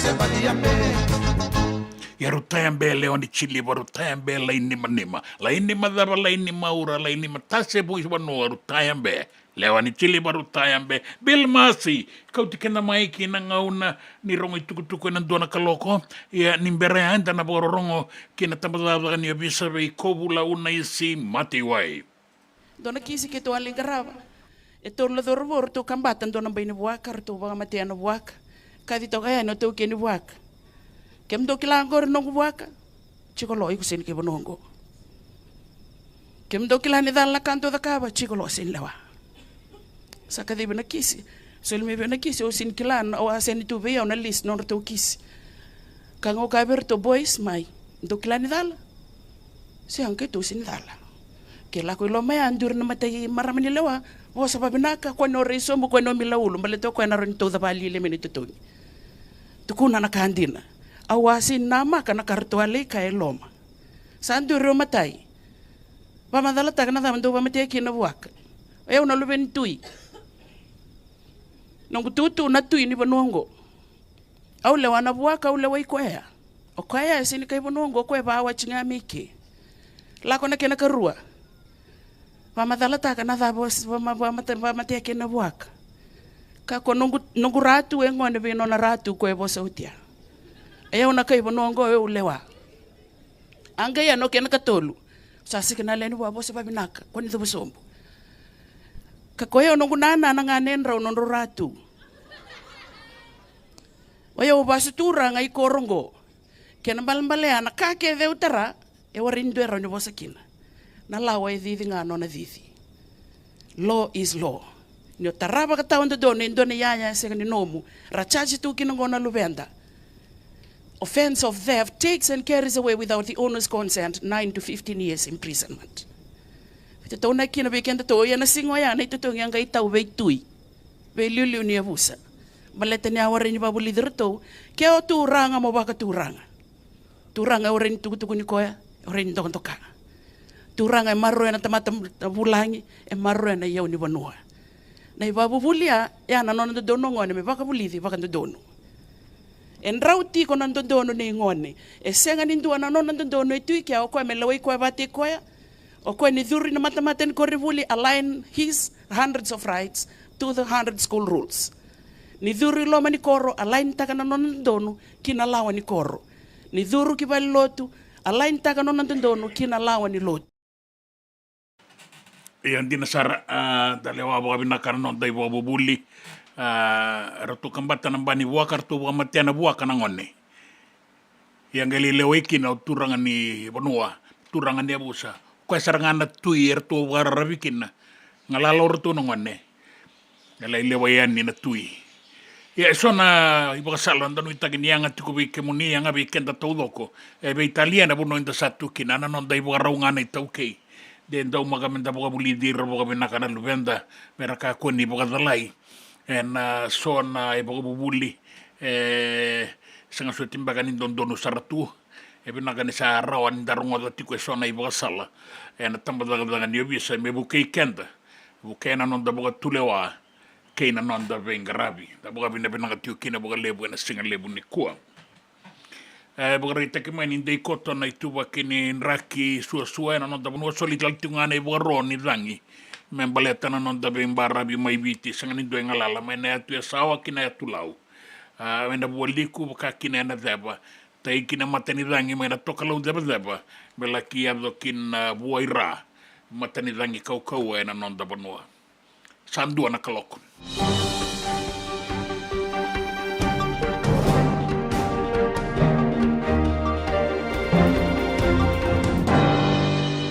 Ay tukutuku yan anon da banua may witi. Era sabangan besen-besen na tamatadakadaka na University ni Deba ni Pasifika. Era sabi na kati may pangalalata kina iliuliw ni Cornibuli, o Professor Vice Chancellor Paul Aluwalia. Era sabangan besen-besen sarang nga inday-inday en warong buka inday-inday ang una may witi. Ka sana numa me rasa dito kamandangay na non raile me sabang alala na iliuliw ni Cornibuli. Bagarita ki may na non ra senga ni maraw tagatikon na leo ni Songo ni tamata tagadaka na pingarabi bagay doriti ko may kaya bataki na non ra baga tulewa iso baka me biuki na baga tikitiki na non ra kawai na tamata tagadaka ka baga liudi tiko ngakin na ka embaleta na iliuliu ni Cornibuli Professor Paul Aluwalia. Sa alabiti na kena kauwaingo, rato sa alain bose na special council na university ya. Baka rato umbia ka rato baga tikitaka na inakindi na ni bose.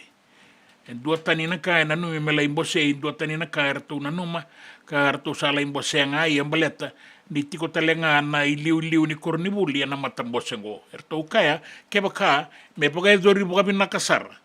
Nang bose, may bose ikina baga matata na may kaya kawai kina na tamatadakadaka kina Cornibuli. Ya may parang merto ba ngalalata ki orto na may liu taki erto tiko and special committee. Na sa kanirawa ni rato ng karaba baga binakana non rato itabing baleta ni rato wawdi talitunga kina. Gona non rakawai na leo ni songo-songo ni tamatadakadaka. Sa balabuto ka ng auna na nonrawara ka na beisaw, era sabi mo saki era kauta daki era kauta sombu. Iya sa bagarita ki nga may ni saya ba may ng auna, mera sa bukan data ka kinanonra baga tulewa, mera sa bagang besi-besi. Ruwati ko na isong-songo ni tamatadakadakan ko, na University ni Pasifika, na Association of the University of the South Pacific, kene matay na kene karua, the University of the South Pacific Staff Union. Rasa dambeng ko, mera baga reita ka na non rakunru, na baga sanggaray na kene walinda na kay rongo maluas na dabo ng basi kay muri, be talanon ko. Era baga reita ka nga may na leo ni songo-songo, saraw ti kay mami, o kayong go mesangay.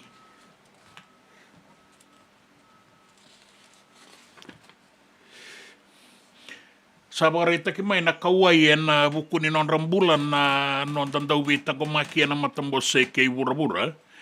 Ka bagarita ki ko may ni tiko ya babala ya tu tingo mera to kalolo mapukan bimbi may lepanoni. Tubuki na bagalebu na kaway me baletir na dawing garabi na matambos kay bura-bura.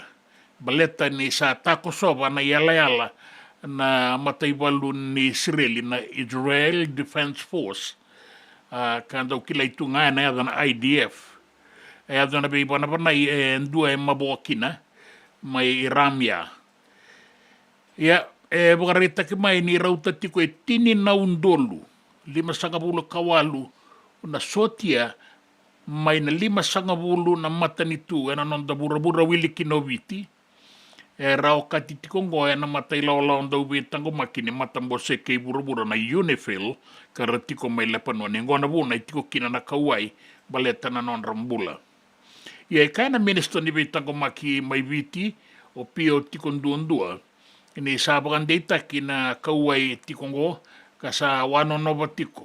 Na mata nitu may viti na bay kaya do tiko na tokalaw iloma baleta na tumbuh baki tiko nga ni tiko ya babala. Obiti en dua na nona sotia etiko may lepanoni na ngaunang go ka bagarita ka may ni kaway takitalitik nga bagalebo na nona bula may bakatakira na kenabo. En dua na itukutuku wasabuya may na Unifil na matay balubay tango maki na tokalo iloma na singatambu ka bagarita ka may ken na ni tolu na patun en may na IDF may Israeli erto kosaba na yala-yala bakatambuy na blue line may Lebanon ni o kuya ka baga tumbura na tiko ya babala rato lagi seuta kinan na burani kandi rasati ka bubana may na kenraisa mena sana kandua Bagarita kana Unifil ni sa ayadu tiko na ibana panai en banua kaya dukina na Takosogo and the Blue Line kar Takosogo na sotia ni Israeli ratiko kina e tini kalima na dauwe tangomaki ia sana numa tiko na matambo se ke burubura e pinakata tiko endua na iboga madala mai ve Israeli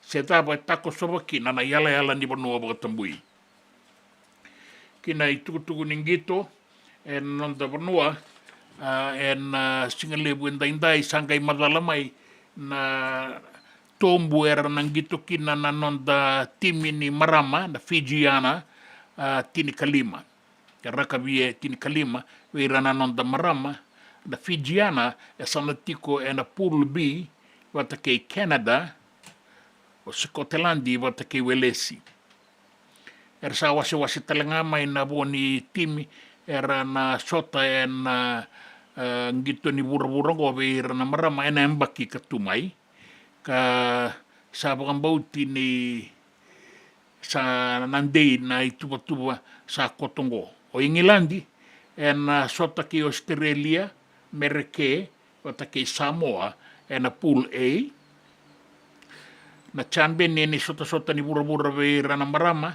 o New Zealandi e na sota wata ki Islandi Japani wata ki Spain e na pool C o Barani C e na pool D wata ki Italy, South Africa, wata ki Brazil. Nui takitiko ni sota ngo e na sota wakatombu sana rawa ni madalakina na timi rua e na dambe dake na kota finala mai kea kina semifinala kei na finala. E wakareita ko Kevin Naingama na dhaurubo ni korlo mai viti kasangito bukan desar mai Australia di kurambui nilai kabibi me mai ngito talenga and Vodafone Fiji Mbati and a Singani Mataka and the Pacific Rugby League Bowl Championship. Wakareita ka mai Naingama ni kurambui takambaleta sa andi na sabala takiviti bukabunga ia na yoti ni nonangito takiviti en sota ni bilo ni buru-buru mai Ingilandi na ruan undul rua sanga bulu karua kasana numa ni sa erdo ekea na non dingitaki kina timi ni biti e kurambui kadibi tale mai me mai boka rau ke ira na dorobo era na rika rara e na singa ni mataka e na sota ngo e kaya o Kevin Naingama e marau taka na no na lagumai indira ni kurambui taka e marau ni boka di vitale mai wala taki banua e na no da timi na Vodafone Fiji Bati e kaya na Naingama na wala taki banua e na matangalingi tongo e bakasar nga na lakwe na ibalu e sanga ni raon inda suka sanga talanga ni raon inda pakataranan ruka me labeti na non darara e na biasa ibura-bura e bukarita ki mai ni rasati ka buwin dingiti ko na lewe mereke eratiko en taundaku ni matanitu ka sa bukarita ki mai ni sa tika bu na non rabe dingi en tikinango ka rauta ni 1.5 na milioni na lewe ni bono mai mereke eratiko en taundaku ni bonoa rebenga rabitiko e na bitambana ni lagaka so na buli batake na itabi taleso rauta ni 2.5 na milioni tiko en be bonwa so kana no mini na benga tita ki wa kau sarakina na tikite ni tutu boga presidenti we rauna lewerua na presidenti boga dengo Donald J. Trump watake Kamala Harris na buke ni presidente mai mereke enang unango kinan raki solitiko yani na ibo roni dangi kaua ena non da banua katega bu mena atu ya sawa na atu mamanuda viti lebu kandabu na bia ni anu bole kata tika bu ena de bani atu lau mai moala e bugarita ki mai ni sa solitiko yani ngo na ibo roni dangi kaua membaleta na non da banua pono mamada bakakina na barabi mai watu lele o benga o kandabu ke na be anu bole kata being barabi talesoni non da banua en anumini na rawa ni tumbu la kesara na yala ni wolebu baleta ni zoka mai na dombu na loma ni banua na be uzi wai mendonia na wolebu na sota in barabi kana tumbu la kekina na yakena yala en do na wani nraki sua e kotongo na non da banua ia kaya wasara kina deba e kotokina na ibata kila ni nraki mamada enanga imuria mai ni oti na loa ni uda ke ina nraki da da son do no magati kongo mai viti bukarita ki mai ni na sanga ni besau na nraki lioti ko toka lau deba ke na bua ira na no da banua kana bula sara na sona ngauna la ki do na basanga bul kalima na nota na be banua so mai batu lele benga kandabu ke na be banua bole kata bora sara tiko na wasa na ngaunango be sauti ko na matani dange tai ke mai na bua ira kai to soeni kin bua irake be banua taleso bula sara toka tatamba na matani dange na non da banua ke na be anu kauta ni ki na be imbarabi na tau bangauna na uda tau bisara na sona ngauna era ni lubu na be imbarabi zoka na dombui mai na loma ni banua da wakila tale tiko nga na uda senga ni mundu na tau ni uda tau bangauna tiko nga mai ka na mbula sara tiko na kena matani dangi na be banua sa dabuti ningo me da wana singa buka ruai na mo ni malaongo na liwa tiko na deba kana edo basara tiko ni na pasanga bulu kalima na nota na be imbarabi ni non da banua so me teka bu mai kandabu be anu bole kata na deba ke biti lebu na bora na wasa se ua na be ngauna tale so liwa na deba liwa tiko na deba ukuna lolo kana tau wanga una na uda and dei toka na kena ituba kenda indai o ka tiko kina singa toka serua na mosi da bua suba kina usori o kandabu ke na be anu bole kata kana dei koto na ituba kina raki indai me ado wana singa ni mataka angori nan raki na itukutuku ena non da banua na itukutuku ena be sai burubura nangito ke ina wakatu tomi so ena tambana nin raki na non da vata ke City Veni Raturala.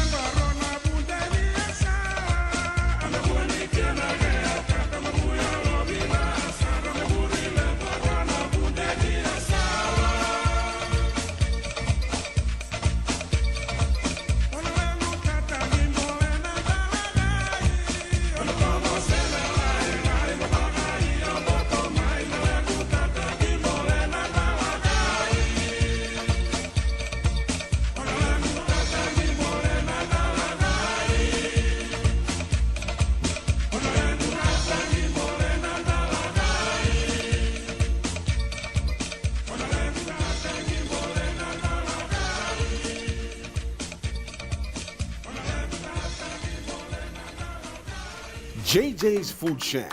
E tigo kedi kina na kakana boga biti me bakana kokonda. Lobo benga ni ngai kani do itu na bundi nan dalo se tabioka. Na kakana boga malangi me bakana steak baka elo kena coleslaw.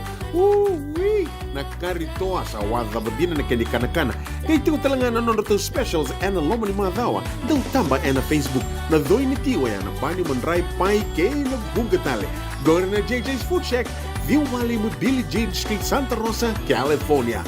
Pero talagang rito dili mo yang may Santa Rosa, may ato sa rani kinavato. Girit-rito sana kinavitu sa mabitu tolo vio tolo dundo limono. JJ's Food Shack, Santa Rosa, California. Me voliam back in doon ng life insurance policy? Nakakil nito tami katin kabitu ni okostita na 2022. O sangir takasarabiri ni tauna. Kami ngaya kila mara ngaya salah ko mana check. Sangat tali ni pera, sangat sarangan ni pera paling lain. In time sarang amai. So ang kaliwara ka tala tunda wala. Kuwertongo. Au saya lo bengo kamu binasa. Iyo, o yasar nga na buna, raw sara, sa tiko na pepa sesenga, bula binaka se tobi mate. Kambani duan nga kana soma may na claim na lom ni rosa nga bulu kavana ua kayada na lenga nisa yang baki rowo tina policy. Text mai kina wasa eva walu ba dua tolu walu lima ena kena ituku matai lalai. Oya na wasa eva walu ba dua tolu walu lima. Na nonda bata kay City Veni Raturla.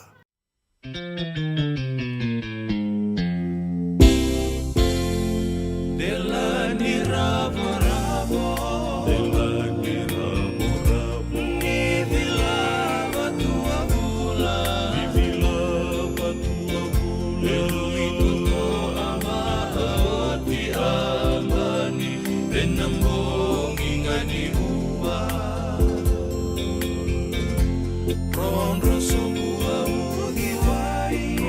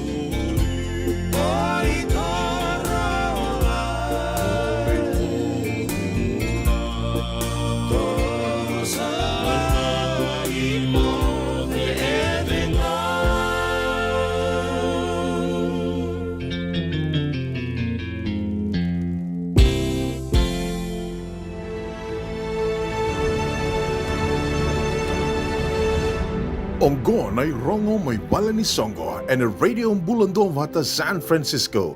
Mekauti kanda vatamai. Besiretiraramba kina Runway Resort Gala and a bagaroa yo kotoba na ikarusanga bulu kaono ni singa and bulango. May na 5 na kaloko na akabi kina tinikandua ng bong lebu. And Caneros Resort and Spa and nabasa ibabawalu sa Noma Highway, Napa. Na iduruduru tawi ando ng rauba sa ngabulu kalima, nandol ang 2. Sa awat ko katiko kinanggo rin na ibagay kapi. Tulu na itamba bagay kapi. Danan doon niya yan, iba takin na kinanguno. Wain buta ni sambutu, ndua na awa. Lako talangan na bagaray taki sulu, kinaibuki-buki. Tiko talangakin dua na kenandau na soli buki-buki primana via bata ke na beitoko ni wasa ni Tandra ke Lolani Boutique anye biti na isulu-sulu oni kila kwe benganiti ke na Songo beitoko ni na Tourism Fiji ke na Radio Bulando Vata ke na itukutuku matailalai taleboni Vitu saiba vitu, diwa walu ndua, tolu rua vitu. Teo ni na reida na website in the www.fijirunway.com. Kuangori, na itukutukundua mbao, e na irongo may napali ni Songo. Na nonda vata kay City Veni Raturala.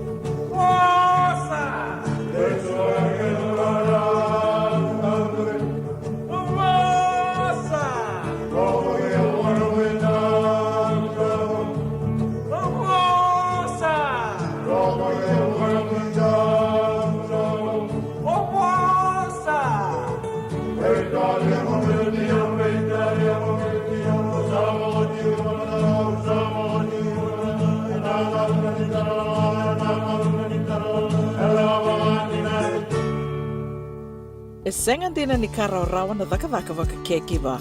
Ia endona kainda wipu ke kawaka mamanta taka tuna bengaravi o ia ke tuna kenda toka kana. Leika na dalo na bisikete na reo bata na sunbells e tinimbulu makau. We kenda tona senga tiko ni driver se senga ni waka motoka kanda u Dren na tutu beto seaki. Erto satu wakarao na Divine Pacific Food Mart mai Sacramento merto talaveani na nong ni boli. Rawa sara. we tartarngayani na telefoni diwan 21 toluwa diwa ono saivarua merto bakarotaka katalada mai na nungni boli ena kena ngona totolo tua. Divine Pacific Food Mart, Viturua Viwawalu Franklin Boulevard, Sacramento, California. Namba di telefoni Viwan 21 toluwa diwa ono saivarua. Erto ngarap talangan kena lewaka sumburi ani nanomu yaya. Mai na nondro to stoa kena nomu mati ni katumba. Dendram beka nangola ni kibalilo tena buku ni oso pakadadaka. Sen drakin-drakitan beka na tos nimbula, kuo ni lenga sinui gawa-gawa. Nana mai kena programa warotaki, mai vera tau na New Methodist Christian Fellowship USA, nongu chisu, nongu benua. Rwode na bima manione na kabini buku lulu bei Kemando e California, bima mani dua na singilewu ni lotu lewu bei Kemando e biti, and a radio bulan doa wata San Francisco, me kauti kanta wata mai. E na muna ngau na lewa ni nondo soso enda sa senga sarangan nikila na dapat menda baka talau taka buka singi lewu taka siapa kaya kapitak ne ka kuni lo malenga sa tiukin dono menua e rauni buka tingu ikimunio waya na JJ's Food Shack Santa Rosa, California na be matangali kaka na itigina me baka na karitoa waraisi na logo palusami na buwaka na kaiwa soso na dalo na toa na kokonda bainga ni kena gamure na kaka na buwa malang me baka na steak gai baka loka tabi oke kena coleslaw surua tatni gela ko patana kena pai na bani kay na manray oya na JJ's Food Shack Santa Rosa, California. E rosaranga no direct message virto giringa kina bitu sai bitu tolo dio tolo dondo limono se onga wale saranga le to miku mena no mota e na dio maluma Billy Street oya e Santa Rosa, California. E rawtalanga ni rito li dili butaka ni ke mukatalo wasing le busa wanga kabi ya mai Santa Rosa Kinavato. JJ's Food Shack Santa Rosa, California. Na nonda wata kei City Veni Raturala.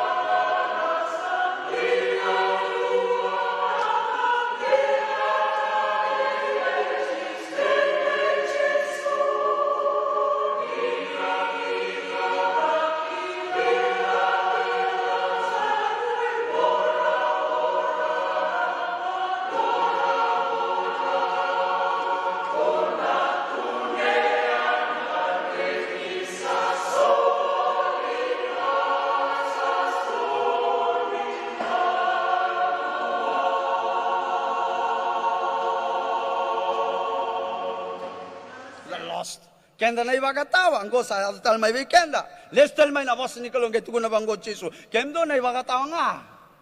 Laiba manda na diwa sang mulka diwa, laiba karamay nandua. Saya alici. Elebu tu nandua chigonggo.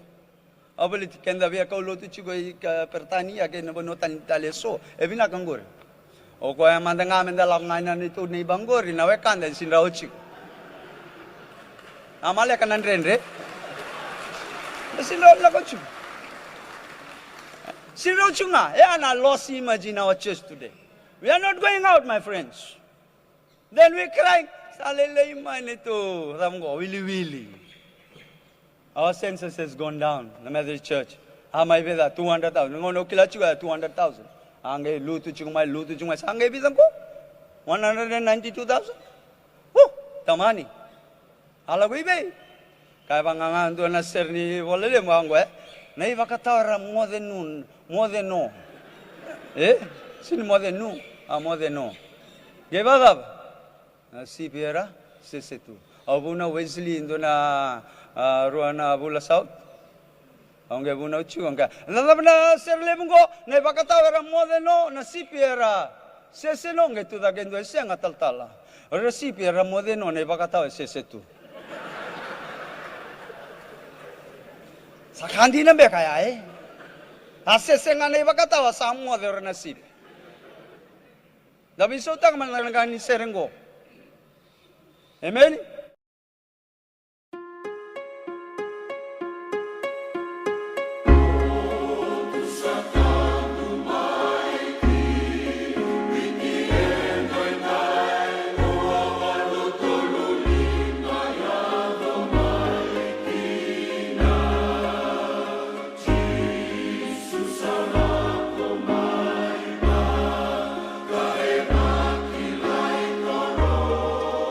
Sike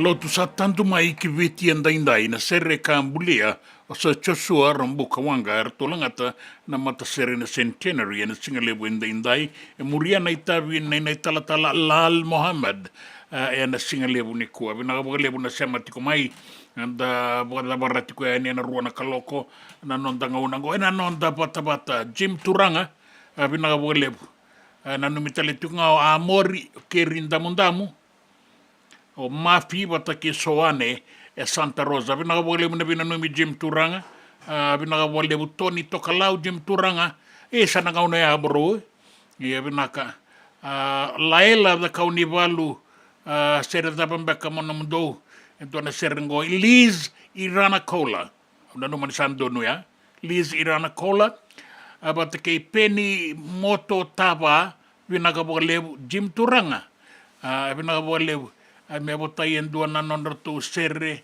an roto tek e na ngauna ya o Tony Tokalau sa mai mea ti kongo e Sacramento vinaka o ye vinaka Jim vinaka bolebu vina numitali tungani na turanga ngori o Tokalau e vinaka bolebu na sema tiku mana singa lebu endai ni o tingo andana ngai rongo na ulutanga ni tukutuku e na non tapanua kene vea sai burubura nangito keinan raki nimbera ni ndagai baka utia tiku ya ni na uango ya na vingara bibi na kabali bustar nora tu sere na tek na ngaunoya o Tony Tokalau sa anjina bina kabali bustar ngori roto bakani o irna ilaw ya randa uni misini na Radio Fiji iya bina kabali buna singali bundeng-dai sa ngori na bina nomi no itakin indana bai bota itiko kina na marau dina ni soli tiko mai bo roni dangi kau sa kena bo rau renrenga ni satu nambula ena radio bulan dua bata gona nonda bata.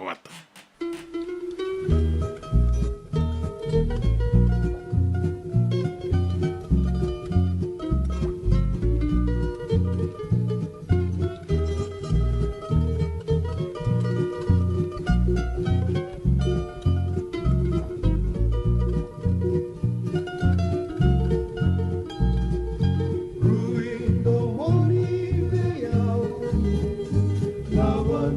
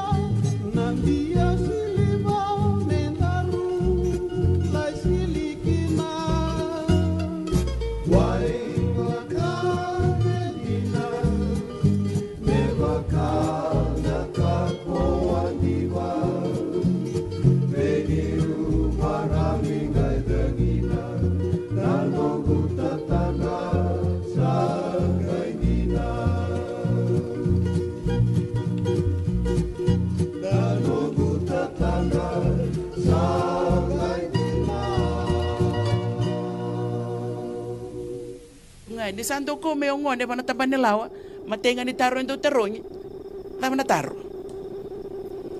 kei vei kia ko na makete ko itu ngamai sando tu kunia ni ngoni rewa gai reider to na sano la o merto ngata me kia iyo na kay mburin basanga raba ka duwa ulukete na mandua beto na kentu kino rewa ena marui rewa nga kay tong may subo ng bongi sangay o tinon tumbo sinya sana subo kilele butungo na kabula-bula iyo de marui tiyo na kabula-bula kay subo nga kay rewa nga boleh kento tigo ni kuwa kento to sarui maroroya na tha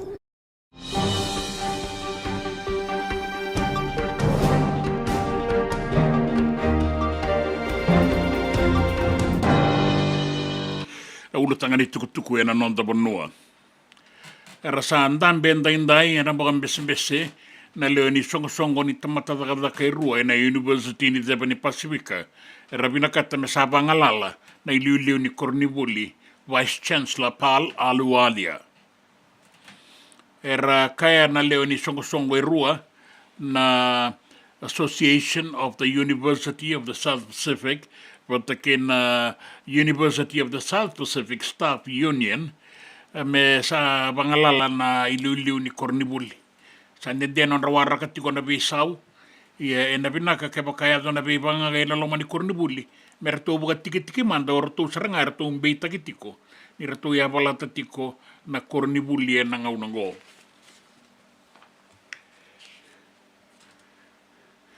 Sa tumbuda ke sartiko na kauai may baletira na nonda linga ni beitangomaki na matambo seke burbura may lepanoni baleta ni isaya tiko kina na tiko ya babala kanda rongoda tiko may lepanoni kene be bonua bolekata sa ukilani laubana kama boakin na indua veira na sotia ni matambo seke burbura kara bugabuna tiko na tiko ya babalango na Israeli Defense Force na IDF erto tako sobani na bonua bugatambui may ramya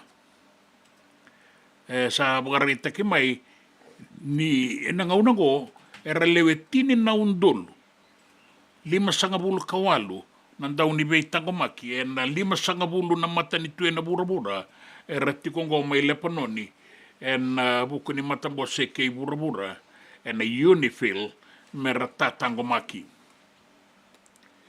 Kinanggito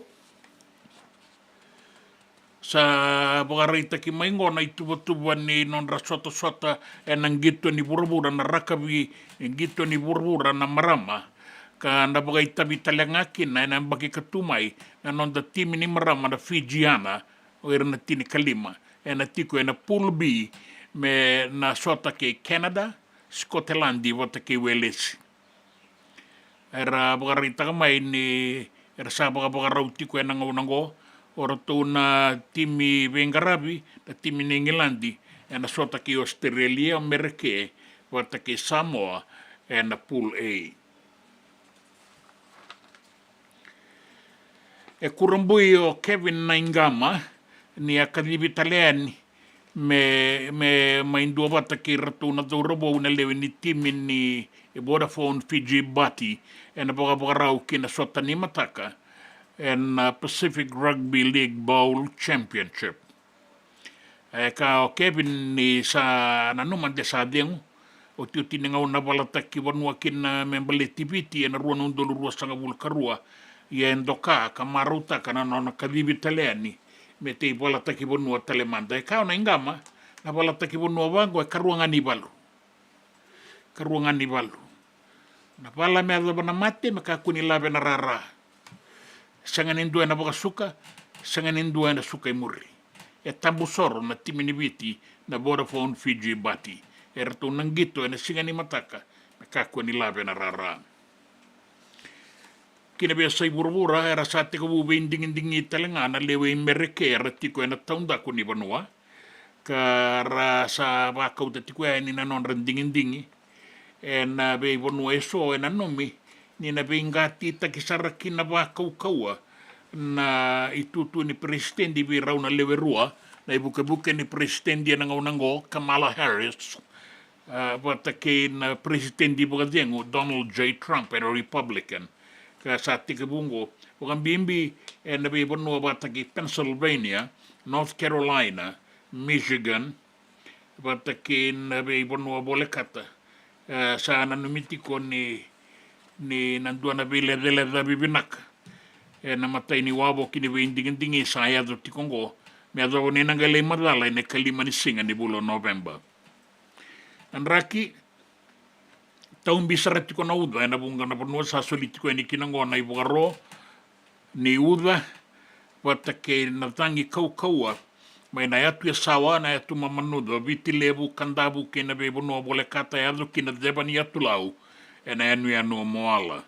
Soliti ko yan na ibugaro ni dangi kau-kaua, membaleta na bebunwa eso sa dabuti yaningo, o katalengaki no batulele on benga kandabu, kina yanu bole kata, na numiti ko ni natumbu ba kena yala ni uolebu, na ngau na ndabe mai kina, na be udiwa ina loma ni bonua ni taumbi na uda, mela isota kena uolebu mai wasa-wasa, na tumbu ba kina na kena yala na nondabe mbarabi.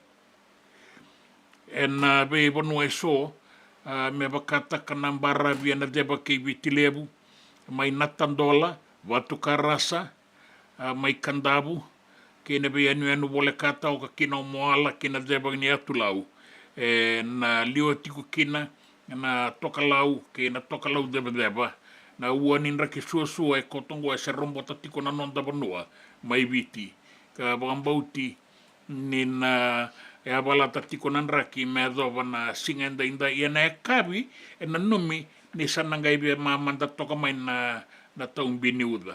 E na ngau na mandangango, sendeiti ko na ibuaroa ni dangi kau-kaua, ke na taumbi ni uda, e na be bonua sa dabuti ani ko sabi a kobuta taudo ko sarati ko ngana non dabiti, ke na be atu anu na taumbi ni uda, pata ke na mbula ni dangi, tokalau ke na tokalau bualiku, laki ado kina buaira, na laki ado basartiko, na basanga bulu kalima na kilomita, dua nau na kau-kaua ni dangi. Me adaba na singa buga ruai, na liwatiko na deba, kan kau-kaua saratoka, na sona ngau, na sasolitiko ni na ibuga roa ni dangi kau-kaua, e wasa-wasa, na beitosoyaki, sasolitalitiko ngani kina na ibuga roa ni na bora-bora saratiko na wasa-wasa, na sewa na bunga na ngau na, na bora-bora salabata na uda wata ke ng bulan ni dangi na nondabe mbarabi. Sa ikuang gora na itukutuko ni raki, na itukutuko ni gito, na itukutuko na nondabanua ke na biasa ibura-bura. Na nonda bata-bata, kay City Beni Raturla.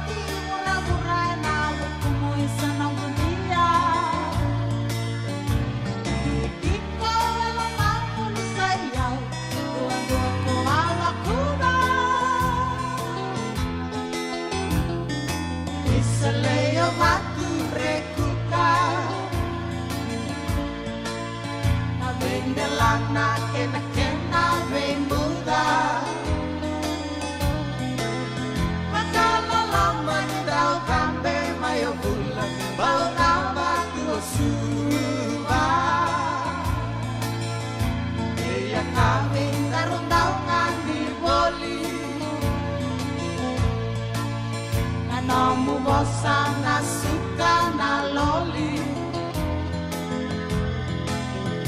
e kamidhanyu wakana numaboli isana grosi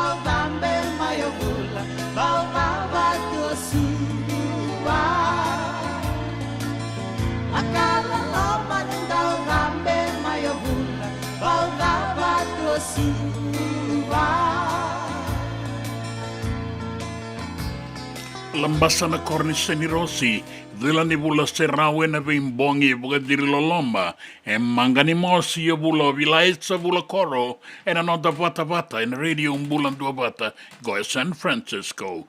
E mosi mbure, e pinakapalebu na pinanumiti ko maena pole ni mbula emba.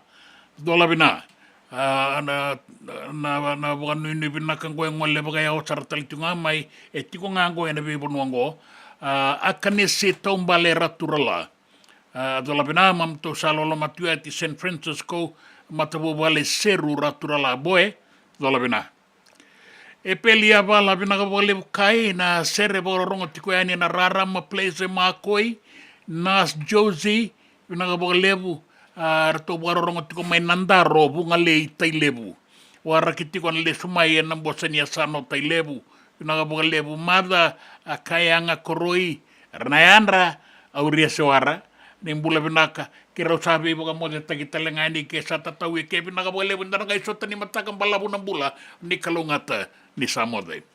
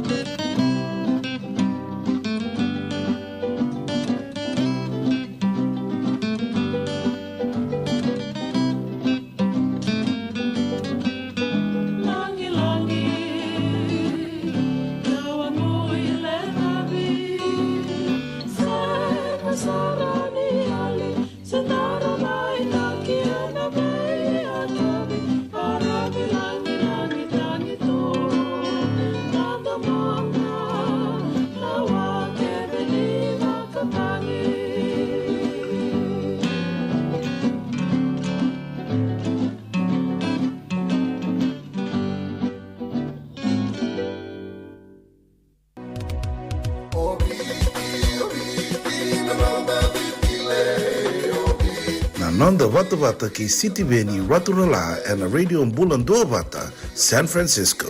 Me Kochi Kenda Vata Bai.